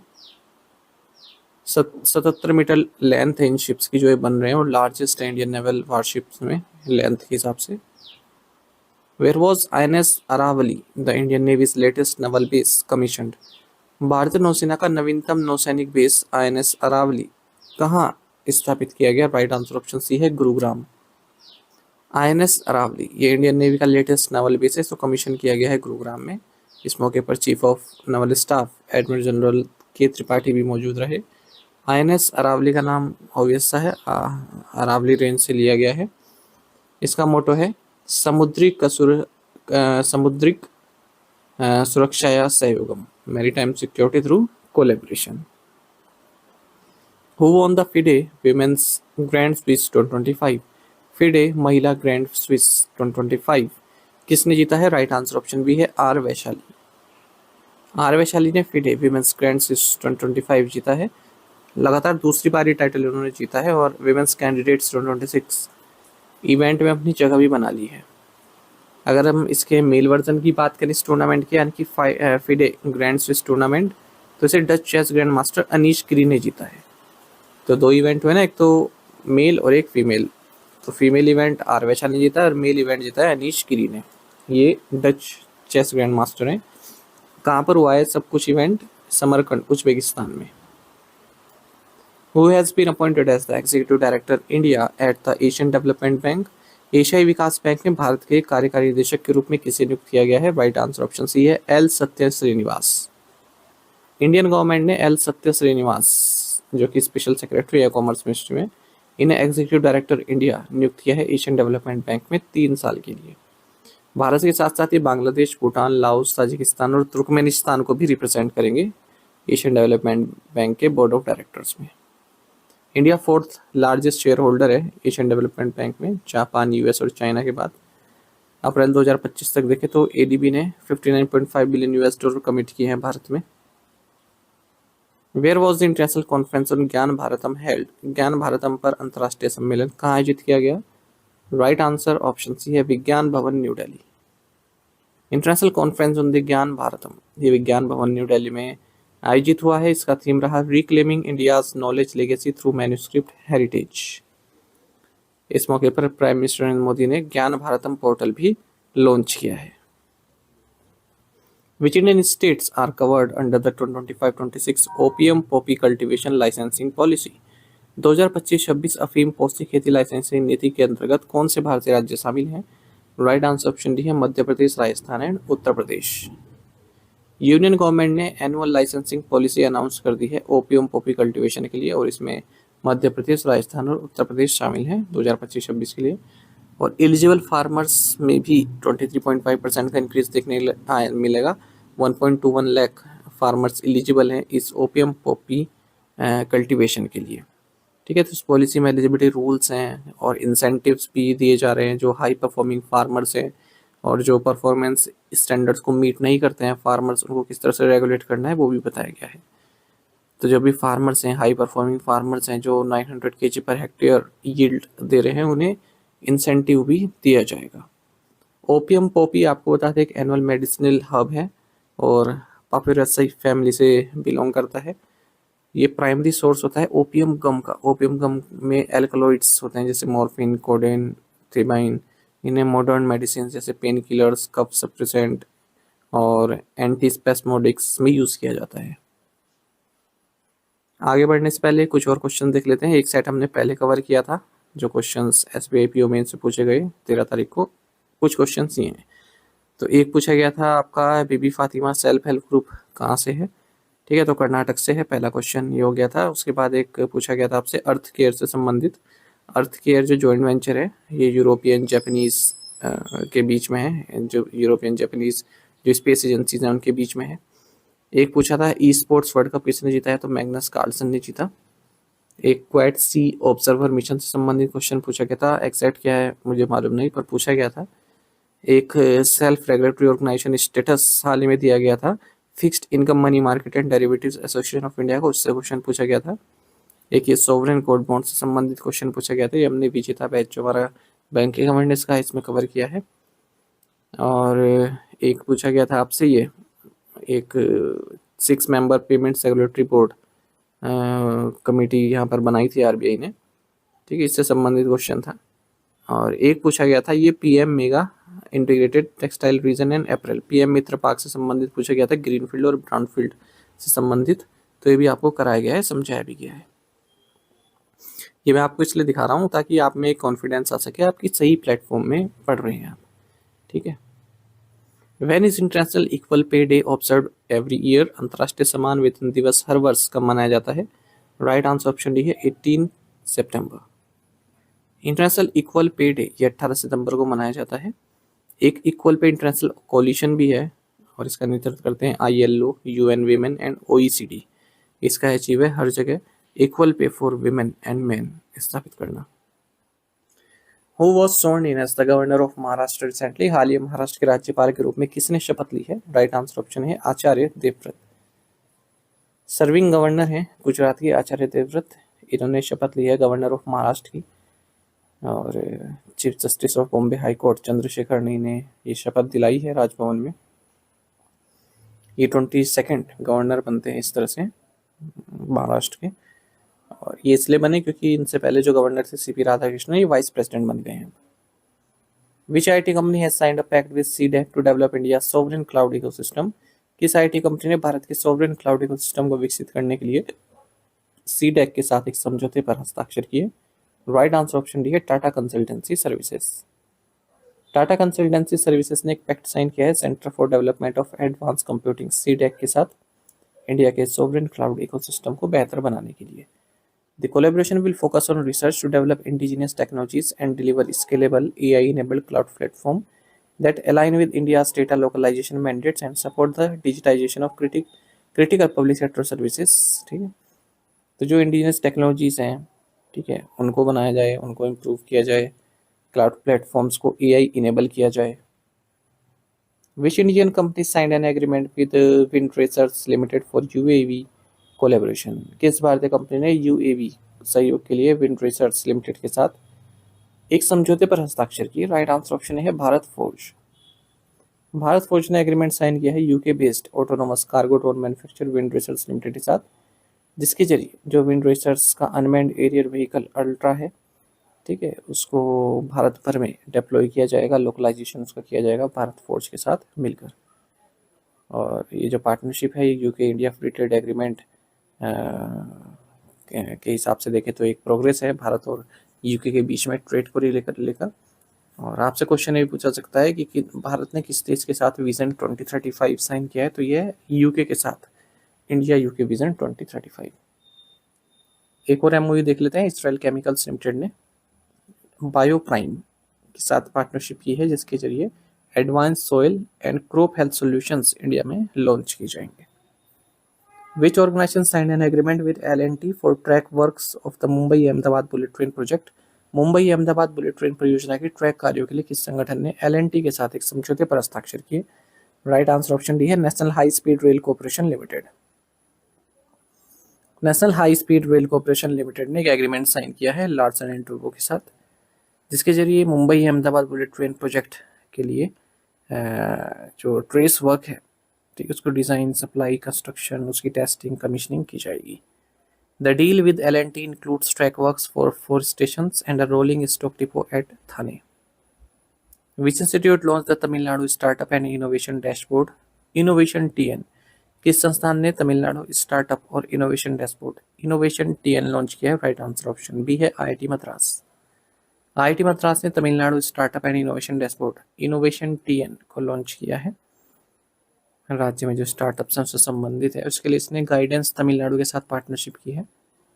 ये स्टेट की एजेंसी है गाइडेंस तमिलनाडु, और इसका नाम है इनोवेशन टीएन, जैसे हमने पहले भी देखा। The platform provides a comprehensive overview of the startup ecosystem of Tamil Nadu and showcases the innovation prowess to different stakeholders such as investors, industries, financial institutions, and startup founders. What is the name of the 3D air surveillance radar developed by Tata Advanced Systems Limited and Spanish defense firm Indra? Tata advanced systems limited और Spanish रक्षा firm Indira द्वारा विकसित 3D air surveillance radar का नाम क्या है? Right answer option C है लेंजा एन। टाटा एडवांस सिस्टम्स लिमिटेड ने स्पेनिश डिफेंस फर्म इंद्रा के साथ कोलेबरेट किया है, जिसके जरिए उन्होंने एक advanced naval air surveillance radar को मैन्युफैक्चर किया है, उसको कमीशन किया है इंडियन नेवी वारशिप पर। तो इस 3D एयर सर्विलेंस रडार का नाम है लेंजा N.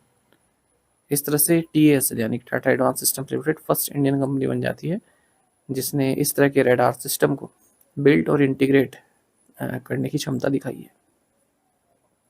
Which organization is providing $137 million in financing to support electrification of public transport in India? कौन सा संगठन भारत में सार्वजनिक परिवहन के विद्युतीकरण को समर्थन देने के लिए $137 मिलियन का वित्त पोषण प्रदान कर रहा है? Right answer option D IFC यानी कि international finance corporation. International finance corporation ये वर्ल्ड बैंक ग्रुप का ही एक हिस्सा है, एक अंग है।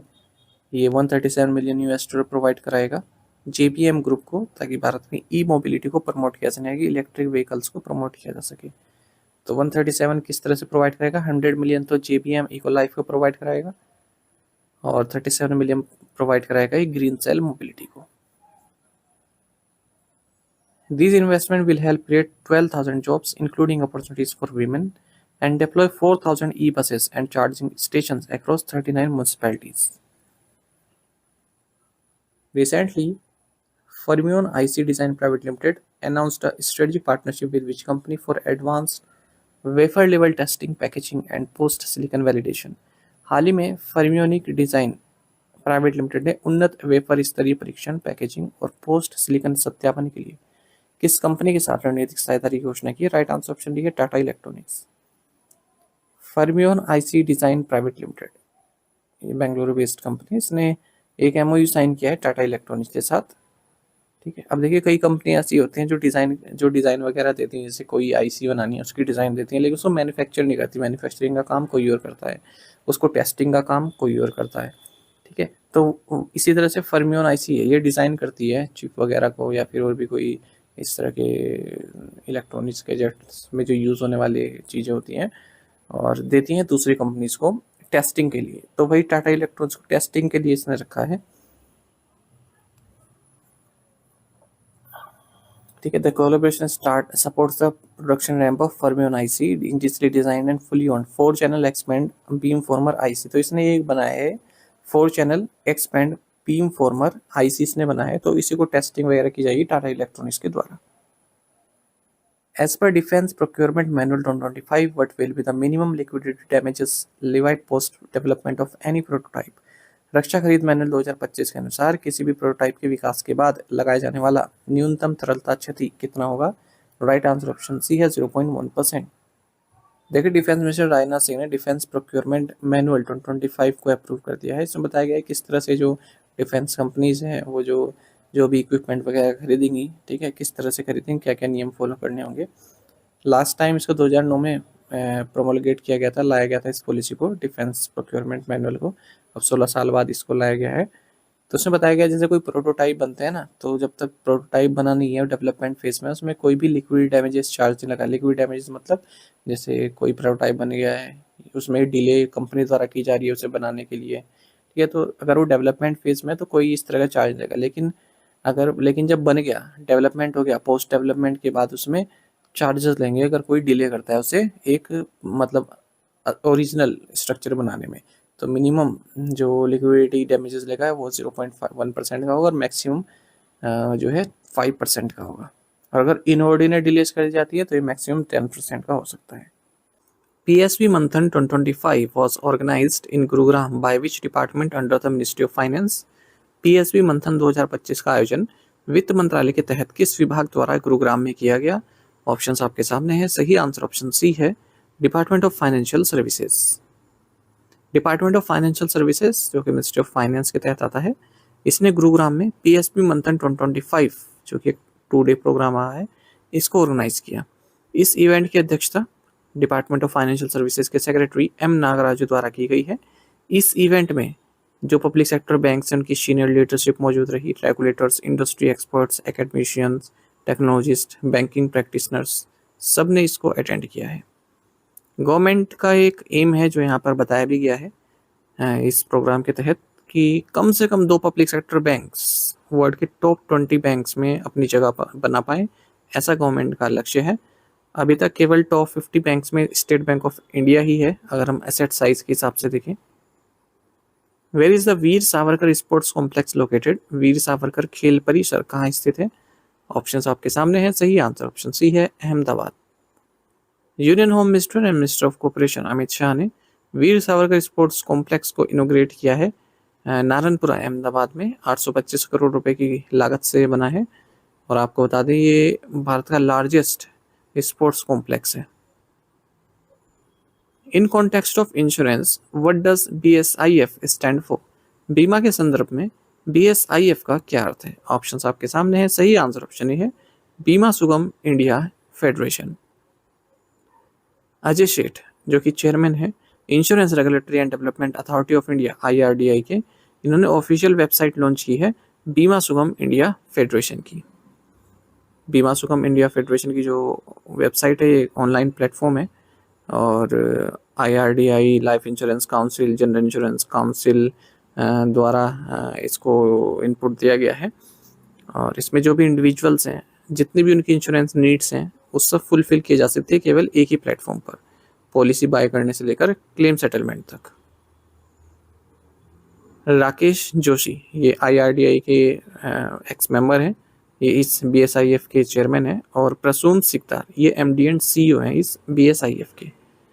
तो एक ट्रिनिटी मॉडल है, बीमा ट्रिनिटी मॉडल 3 प्रोडक्ट हैं इस तरह से, जैसे एक तो बीमा सुगम है, एक बीमा विस्तार भी है और एक बीमा वाहक है, ठीक है। तो ये 3 चीजें याद रखिएगा। With the addition of 7 new sites, how many total properties are now from India on tentative list of UNESCO's World Heritage? 7 नए स्थलों के जुड़ने के साथ अब भारत की कुल कितनी संपत्तियां यूनेस्को की विश्व धरोहर की अनंतिम सूची में शामिल हैं? राइट आंसर ऑप्शन सी है, 69।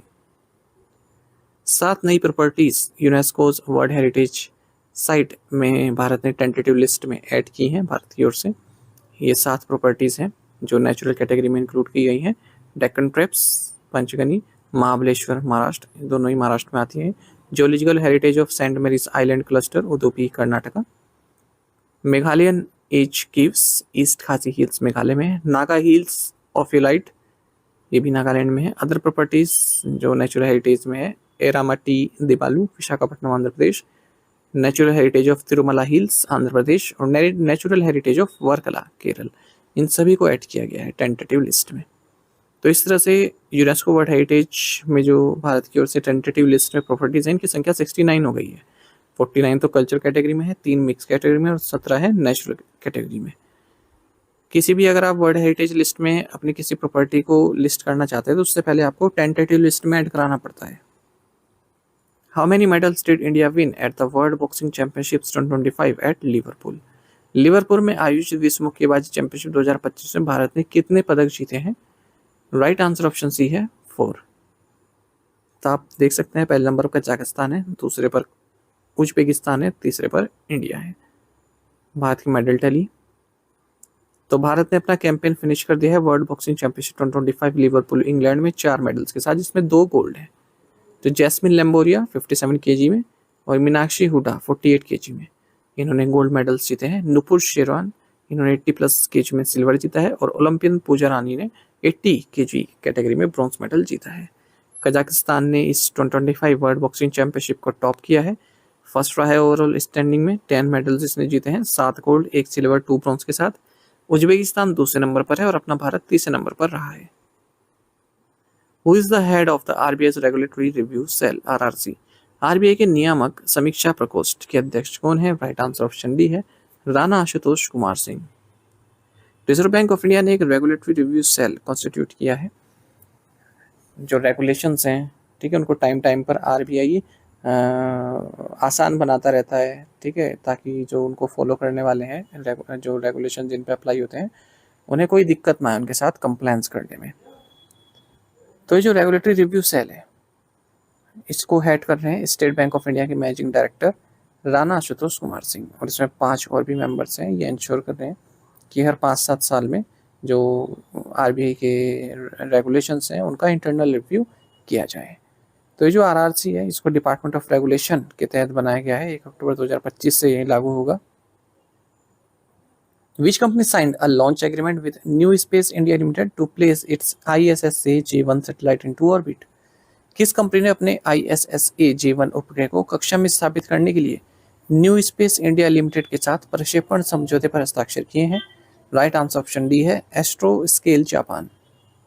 एस्ट्रो स्केल जापान ने लॉन्च एग्रीमेंट साइन किया है न्यू स्पेस इंडिया लिमिटेड के साथ, जो कि कमर्शियल आर्म है Indian Space Research Organisation ISRO की। इसके तहत जो एस्ट्रो स्केल जापान है, इसकी जो ISSA J1 सैटेलाइट है, इसको ऑर्बिट में स्थापित किया जाएगा।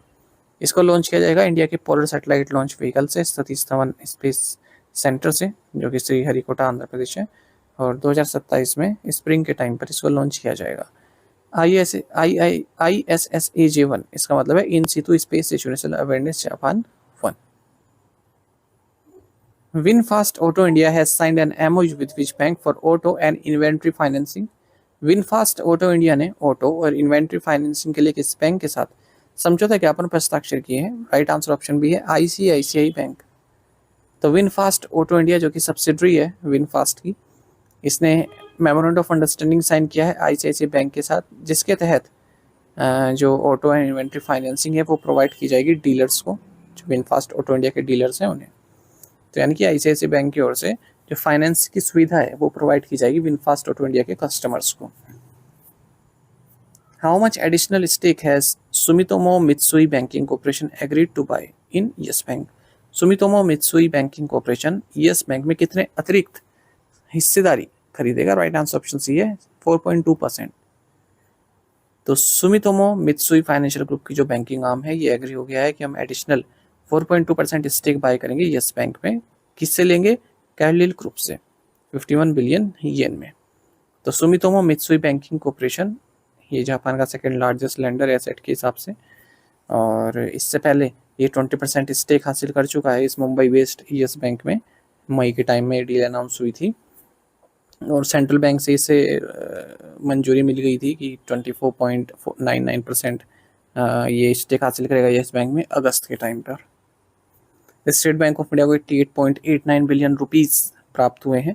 इसने अपने 13.19% स्टेक सेल की थी इस बैंक में SMBC को, ठीक है। फिर SMBC ने अपने जो है जो कोटक महिंद्रा बैंक है उसमें 1.65% स्टेक भी बेच दिए थे 10 सितंबर को। ये भी है, ये सब हमने पढ़ा हुआ है MCQ फॉर्मेट में अलग अलग तरह से। What is the minimum net worth required for non-bank payment aggregators at the time of application? आवेदन के समय गैर बैंक भुगतान एग्रीगेटर्स के लिए आवश्यक न्यूनतम निवल मूल्य क्या है? राइट आंसर ऑप्शन बी है, 15 करोड़ रुपीस।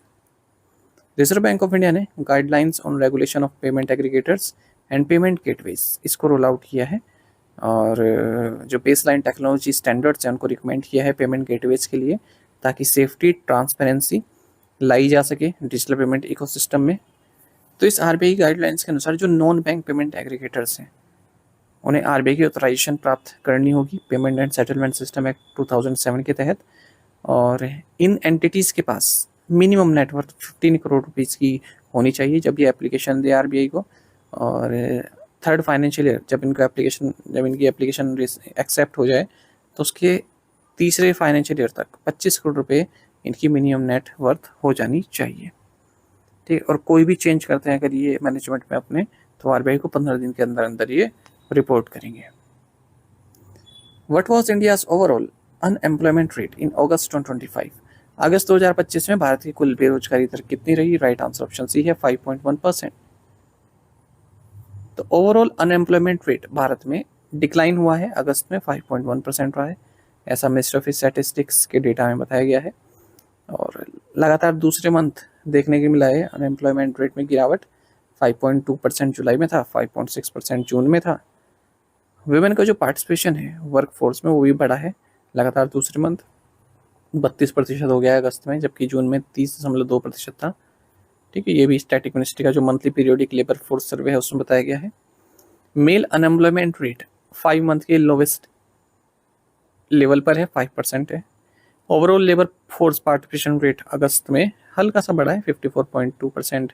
जहाँ ये जून 2025 में था वहीं ये 55% हो गया अगस्त 2025 में। Women's labour force participation rate ये लगभग 32 से 33% रहा है, मेंस का 77% है।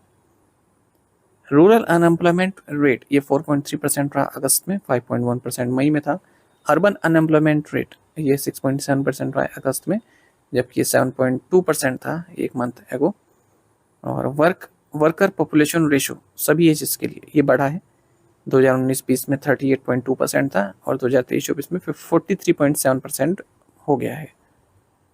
What is the revised minimum monthly stipend for apprentices as per the new amendment to the apprenticeship rules 1992? प्रशिक्षुता नियम 1992 में नए संशोधन के अनुसार प्रशिक्षुओं के लिए संशोधित न्यूनतम मासिक वजीफा कितना है? राइट आंसर ऑप्शन डी है 12,300 रुपये। Ministry of skill development and entrepreneurship ने कुछ चेंजेस किए हैं अप्रेंटिसशिप रूल्स 1992 में। जो स्टाइपेंड है उसको बढ़ा दिया है, 12,300 रुपये पर मंथ कर दिया है, पहले 6800 रुपये था।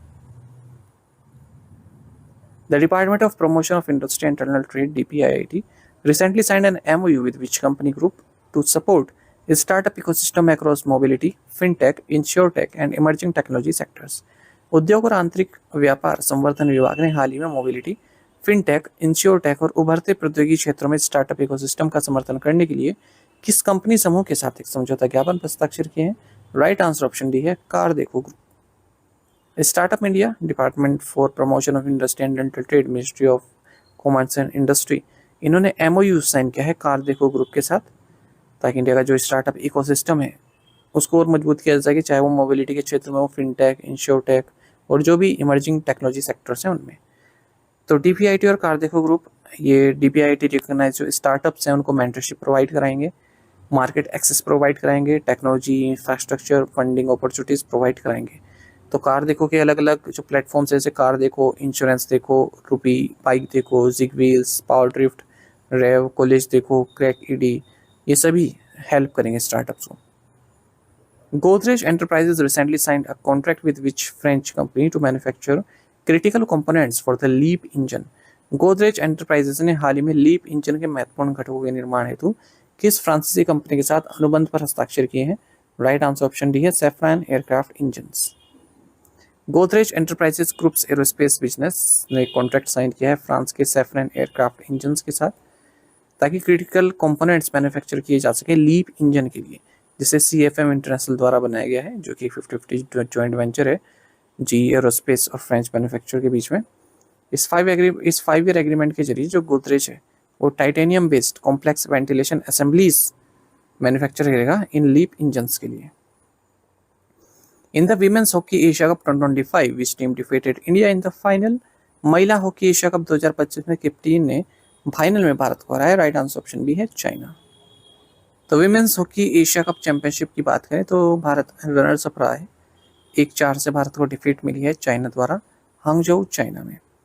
इस विन के साथ चाइना को तो डायरेक्ट क्वालिफिकेशन मिल गया है 2026 FIH women's hockey world cup के लिए, जो कि बेल्जियम में होगा और नीदरलैंड्स में होगा। हालांकि भारत को क्वालिफायर्स खेलने पड़ेंगे इसके लिए। How many executive directors of various public sector banks have received tenure extensions from the government in September? सितंबर में विभिन्न सार्वजनिक क्षेत्र के बैंकों के कितने कार्यकारी निदेशकों को सरकार से कार्यकाल विस्तार मिला है? राइट आंसर ऑप्शन सी है 8।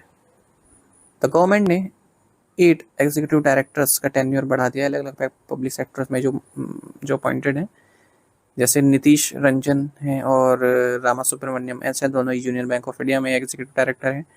एम परमशिवम है पीएनबी में, जयदीप दत्ता रॉय हैं इंडियन ओवरसीज बैंक में, मलाडी वेंकट मुरली कृष्णन है सेंट्रल बैंक ऑफ इंडिया में, राजेंद्र कुमार सबू हैं यूको बैंक में, ललित त्यागी एंड संजय विनायक मोदलियार हैं बैंक ऑफ बड़ौदा में। तो जो रंजन है, रॉय हैं, सबू हैं, त्यागी हैं, इन्हें 3 साल का एक्सटेंशन मिला है। मुदलियार को 31 मंथ का एक्सटेंशन मिला है और जो अदर ईडीज हैं उन्हें 2 साल से कम का मिला है, जैसे रामा सुब्रमण्यम को 19 मंथ का और परमशिवम को 16 मंथ का, मुरली कृष्णा को 20 मंथ का। मई 2025 में जो फाइनेंशियल सर्विसेज इंस्टीट्यूशंस ब्यूरो है, इन्होंने आशीष पांडे का नाम आगे किया था MD and CEO union bank of India के तौर पर, और कल्याण कुमार का नाम आगे किया था MD and CEO central bank of India के तौर पर। हालांकि इसमें अभी कोई भी फाइनल डिसीजन नहीं आया है। और लास्ट वीक हमने देखा था गवर्नमेंट ने अजय कुमार श्रीवास्तव का टेन्योर भी एक्सटेंड कर दिया है। ये मैनेजिंग डायरेक्टर एंड सीईओ हैं इंडियन ओवरसीज बैंक के, लगभग 31 मंथ के लिए इनका टेन्योर एक्सटेंड किया गया है। In which state is India's first PM Mitra park located? Bharat का पहला पीएम मित्र पार्क किस राज्य में स्थित है? ऑप्शंस आपके सामने हैं। सही आंसर ऑप्शन डी है मध्य प्रदेश। प्राइम मिनिस्टर नरेंद्र मोदी ने भारत के पहले प्रधानमंत्री mega integrated textile reason and apparel यानी कि पीएम मित्र पार्क को इनोग्रेट किया है बेंसोला विलेज, जो कि मध्य प्रदेश के धार डिस्ट्रिक्ट में आता है। आपको बता दें इस तरह के 7 पीएम मित्र पार्क बनने हैं अलग अलग राज्यों में, जैसे विरुद्धनगर तमिलनाडु में बनना है, नवसारी गुजरात, वारंगल तेलंगाना, धार मध्य प्रदेश, कालाबुर्गी कर्नाटक, लखनऊ उत्तर प्रदेश, अमरावती महाराष्ट्र, और इनकी लागत रहेगी 4,445 करोड़ रुपए। तो आपसे ये पूछा सकता है कि कितनी जगह पर बनने हैं पीएम मित्र पार्क? तो 7 जगह पर बनने हैं। तो इनको स्पेशल पर्पस व्हीकल के द्वारा डेवलप किया जाएगा, यानी कि सेंट्रल गवर्नमेंट, स्टेट गवर्नमेंट और पब्लिक प्राइवेट पार्टनरशिप मोड पर इनको डेवलप किया जाएगा। और ये स्कीम 5F विजन से इंस्पायर्ड है। 5F मतलब farm to fibre to factory to fashion to foreign. साथ ही प्राइम मिनिस्टर नरेंद्र मोदी ने ही धार मध्य प्रदेश से ही स्वस्थ नारी सशक्त परिवार अभियान को भी लॉन्च किया है और 8th राष्ट्रीय पोषण माह को भी लॉन्च किया है। ये initiative ministry of health and family welfare तथा ministry of women and child development द्वारा चलाया जा रहा है। Which edition of स्वच्छता ही सेवा is being observed from September 17 to October 2nd, 2025?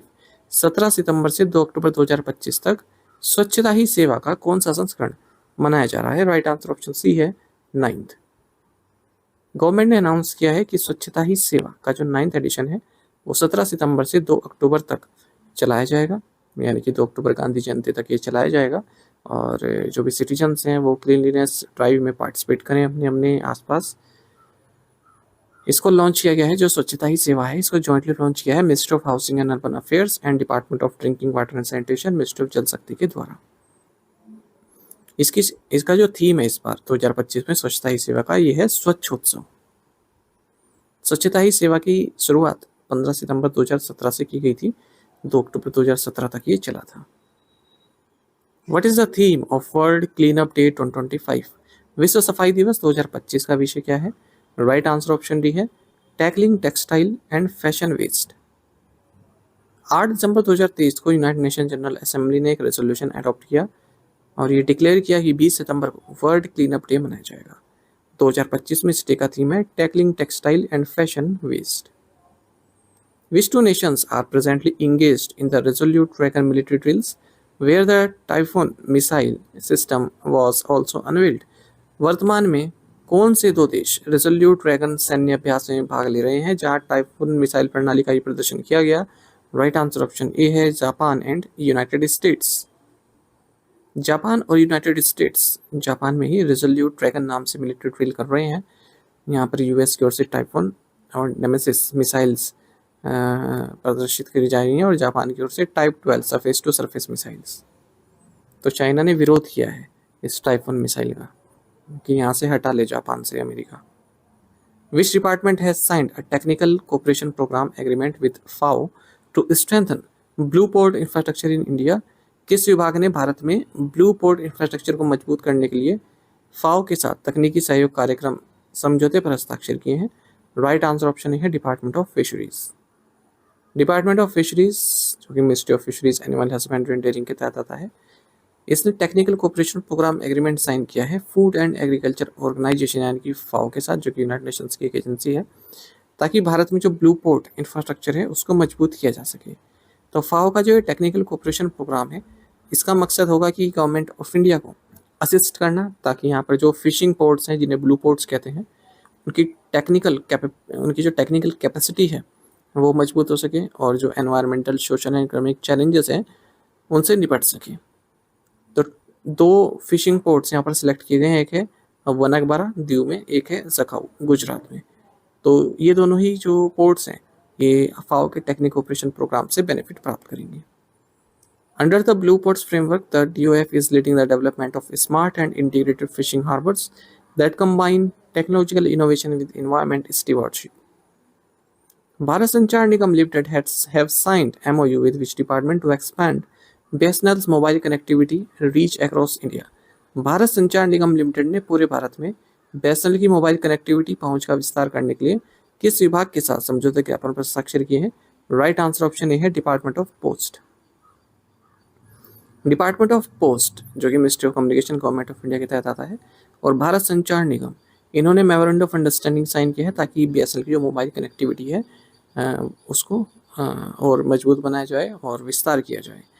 तो इस एग्रीमेंट के साथ जो डिपार्टमेंट ऑफ पोस्ट है वो अपने पोस्टल नेटवर्क का यूज़ करके 1.65 लाख पोस्ट ऑफिस जो हैं यहाँ से BSNL सिम कार्ड्स को सेल करेगा, मोबाइल रिचार्ज की सर्विसेज भी प्रोवाइड करेगा। ठीक है, तो post office points of sale की तरह कार्य करेंगे BSNL के लिए, जैसे मोबाइल सिम सेल करेंगे, मोबाइल रिचार्जेस करेंगे, सिम स्टॉक प्रोवाइड कराएगा BSNL उन्हें। What is the name of the first indigenously designed and constructed diving support craft delivered to the Indian Navy? भारतीय नौसेना को सौंपे गए पहले स्वदेशी रूप से डिजाइन और निर्मित डाइविंग सपोर्ट क्राफ्ट का नाम क्या है? राइट आंसर ऑप्शन सी है DSC-A20।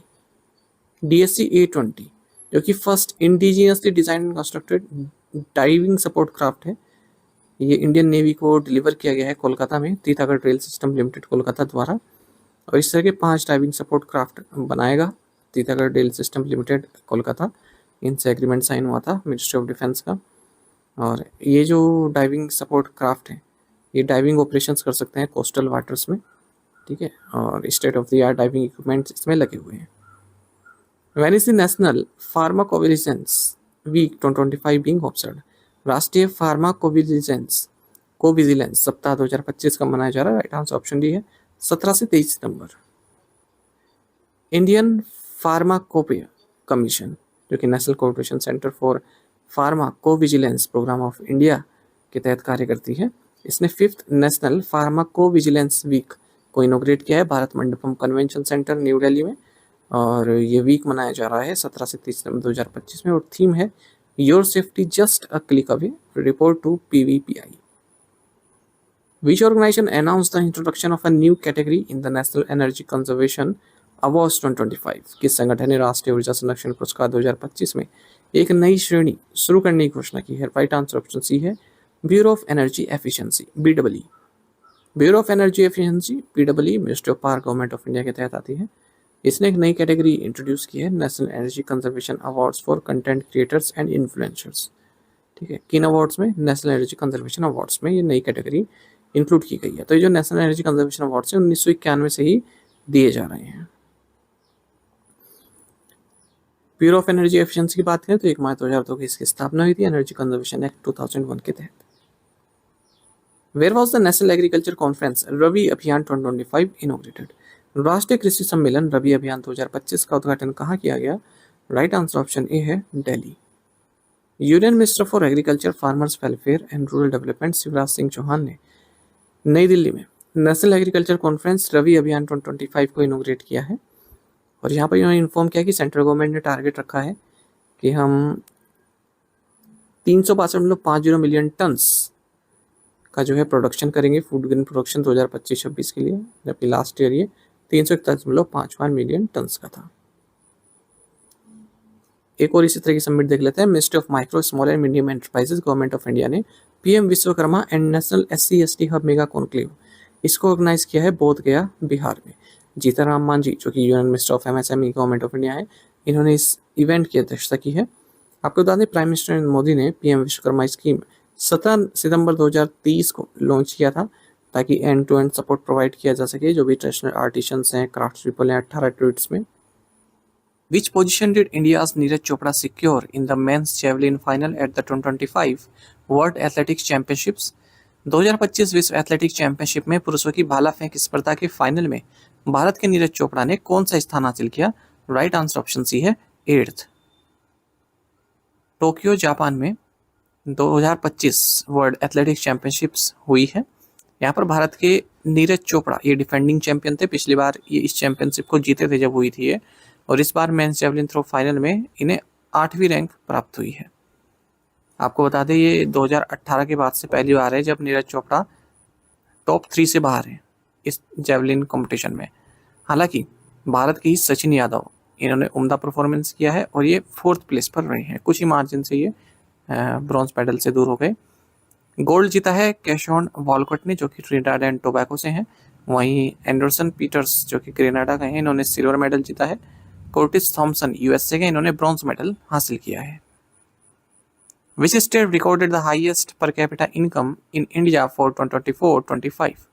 2024-25 के लिए भारत में किस राज्य ने प्रति व्यक्ति आय सबसे अधिक दर्ज की है? राइट आंसर ऑप्शन सी है तेलंगाना। तेलंगाना में हाईएस्ट पर कैपिटा इनकम है इंडिया में। अगर हम राज्यों की बात करें 2024-25 में कर्नाटक और हरियाणा को पीछे छोड़ दिया है। पहली बार ये पिछले 5 साल में पहली बार टॉप पोजीशन पर आए हैं। तेलंगाना की जो per capita net state domestic product है NSDP ये 3.87 लाख रुपीस है, कर्नाटक और हरियाणा से ज़्यादा है। NSDP ये total value of goods and services produced with in a state, एक स्टेट में कितनी गुड्स एंड सर्विसेज प्रोड्यूस हो रही है उनकी वैल्यू को मेज़र करता है। उसमें से जब हम डिप्रिशिएशन को डिडक्ट कर देते हैं, फॉर्मूला इसका NSDP equals to gross state domestic product minus depreciation. Where did PM Narendra Modi inaugurate the sex sorted semen facility? प्रधानमंत्री नरेंद्र मोदी ने सेक्स शॉर्टेड सीमन सुविधा का उद्घाटन कहाँ किया है? राइट आंसर ऑप्शन बी है पूर्णिया बिहार। प्राइम मिनिस्टर नरेंद्र मोदी ने सेक्स शॉर्टेड सीमन फैसिलिटी जिसे राष्ट्रीय गोकुल मिशन स्कीम के तहत बनाया गया है और इम्प्लीमेंट किया जा रहा है department of animal husbandry and dairying द्वारा, ministry of fisheries animal husbandry and dairying, इसको इनोग्रेट किया है सीमन स्टेशन पूर्णिया बिहार में। तो ये जो सीमन स्टेशन है ये 50 lakh doses per annum produce करेगा। Recently the Competition Commission of India approved JSW paints acquisition of up to 75% share holding in which company? हाल ही में भारतीय प्रतिस्पर्धा आयोग ने JSW पेंट्स को किस कंपनी में 75% तक शेयरधारिता के अधिग्रहण को मंजूरी दी है? राइट आंसर ऑप्शन डी है Akzo Nobel India limited. Competition Commission of India ने 75% शेयर होल्डिंग एक्वायर करने की अप्रूवल दे दी है JSW पेंट्स लिमिटेड को, किस कंपनी में? एक्सो नोबेल इंडिया लिमिटेड में। एक और इस तरह करंट अफेयर देखें कि कंपटीशन कमीशन ऑफ इंडिया ने अप्रूव दे दिया है अपना कि जयप्रकाश एसोसिएट लिमिटेड को एक्वायर कर सकता है PNC इन्फाटेक लिमिटेड। तो इसमें मिनिमम 95% और मैक्सिमम अप टू 100% जो जयप्रकाश एसोसिएट लिमिटेड के स्टेक हैं उनको प्राप्त करेगा PNC Infratech limited. The national policy on geothermal energy supports India's commitment towards which long-term target? भूतापीय ऊर्जा पर राष्ट्रीय नीति किस दीर्घकालिक लक्ष्य के प्रति भारत की प्रतिबद्धता का समर्थन करती है? राइट आंसर ऑप्शन सी है net zero by 2070। Government of India ने national policy on geothermal energy 2025 को नोटिफाई किया है और जो नेट जीरो प्राप्त करने का हमारा गोल है 2070 तक, ठीक है, उसी टारगेट को ये डिफाइन करती है हमारी national policy on geothermal energy. तो ये पॉलिसी लॉन्च की है। हालांकि इसमें ऐसा कुछ नहीं था कि आपसे क्वेश्चन यहाँ से कुछ पूछा जाए ऐसा, क्योंकि इसमें ना तो कोई आंकड़े हैं ना कुछ है। बस ये याद रखिएगा ministry of new and renewable energy द्वारा इसको लॉन्च किया गया है और पायलट 5 प्रोजेक्ट्स भी इसमें सैंक्शन किए गए हैं। Who inaugurated the 89th international electro technical commission general meeting in new Delhi? नई दिल्ली में 89वीं अंतर्राष्ट्रीय इलेक्ट्रो टेक्निकल आयोग आम बैठक का उद्घाटन किसने किया? राइट आंसर ऑप्शन बी है Prahlad Joshi. Union minister of consumer affairs, food and public distribution Prahlad Joshi. इन्होंने नई दिल्ली में 89th international electrotechnical commission general meeting को इनोग्रेट किया है। भारत 13वां देश बन गया है जिसने OIML यानी कि international organisation of legal metrology pattern approval certificate issue किया है। इंटरनेशनल इलेक्ट्रोटेक्निकल कमीशन की बात करें, एक इंटरनेशनल स्टैंडर्ड्स ऑर्गेनाइजेशन है।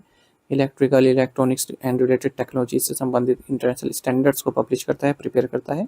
इसका हेडक्वार्टर्स जेनेवा, स्विट्जरलैंड में है। Which organisation launch the initiative AI for विकसित भारत रोड मैप? किस संगठन ने विकसित भारत रोड मैप के लिए AI पहल शुरू की है? राइट आंसर ऑप्शन डी है, नीति आयोग। नीति आयोग ने 2 ट्रांसफॉर्मेटिव इनिशिएटिव्स लॉन्च किए हैं। पहला है AI फॉर विकसित Bharat road map, opportunity for accelerated economic growth. दूसरा है NITI frontier tech repository under its frontier tech hub. इस रोड मैप को लॉन्च किया गया निर्मला सीतारमण जो minister of finance and corporate affairs हैं, अश्विनी वैष्णव जो कि minister for railways, information and broadcasting, electronics and electronics information technology है, सुमन बेरी जो कि वाइस चेयरपर्सन है नीति आयोग के, और BVR सुब्रमण्यम जो कि CEO है नीति आयोग के। तो फ्रंटियर 50 टेक्नोलॉजी, यहाँ पर नीति आयोग 50 एस्पिरेशनल डिस्ट्रिक्ट्स या ब्लॉक्स को सपोर्ट करेगी। ठीक है, टेक्नोलॉजीज के लिए NITI frontier tech impact awards for states, ये स्टेट्स को अवार्ड्स दिए जाएंगे। NITI frontier tech impact awards, ये स्टेट्स के लिए अवार्ड्स बनाए गए हैं। Atal innovation mission functions under which organisation? Atal innovation mission किस संगठन के अंतर्गत कार्य करता है? राइट आंसर ऑप्शन सी है, नीति आयोग। तो यहाँ पर क्यों चर्चा में है अटल इनोवेशन मिशन? भारत ने 16 जनवरी 2016 को इसे लॉन्च किया था ताकि देश भर में इनोवेशन और एंटरप्रेन्योरशिप की भावना लोगों में आ सके, जो बच्चे हैं उनमें आ सके।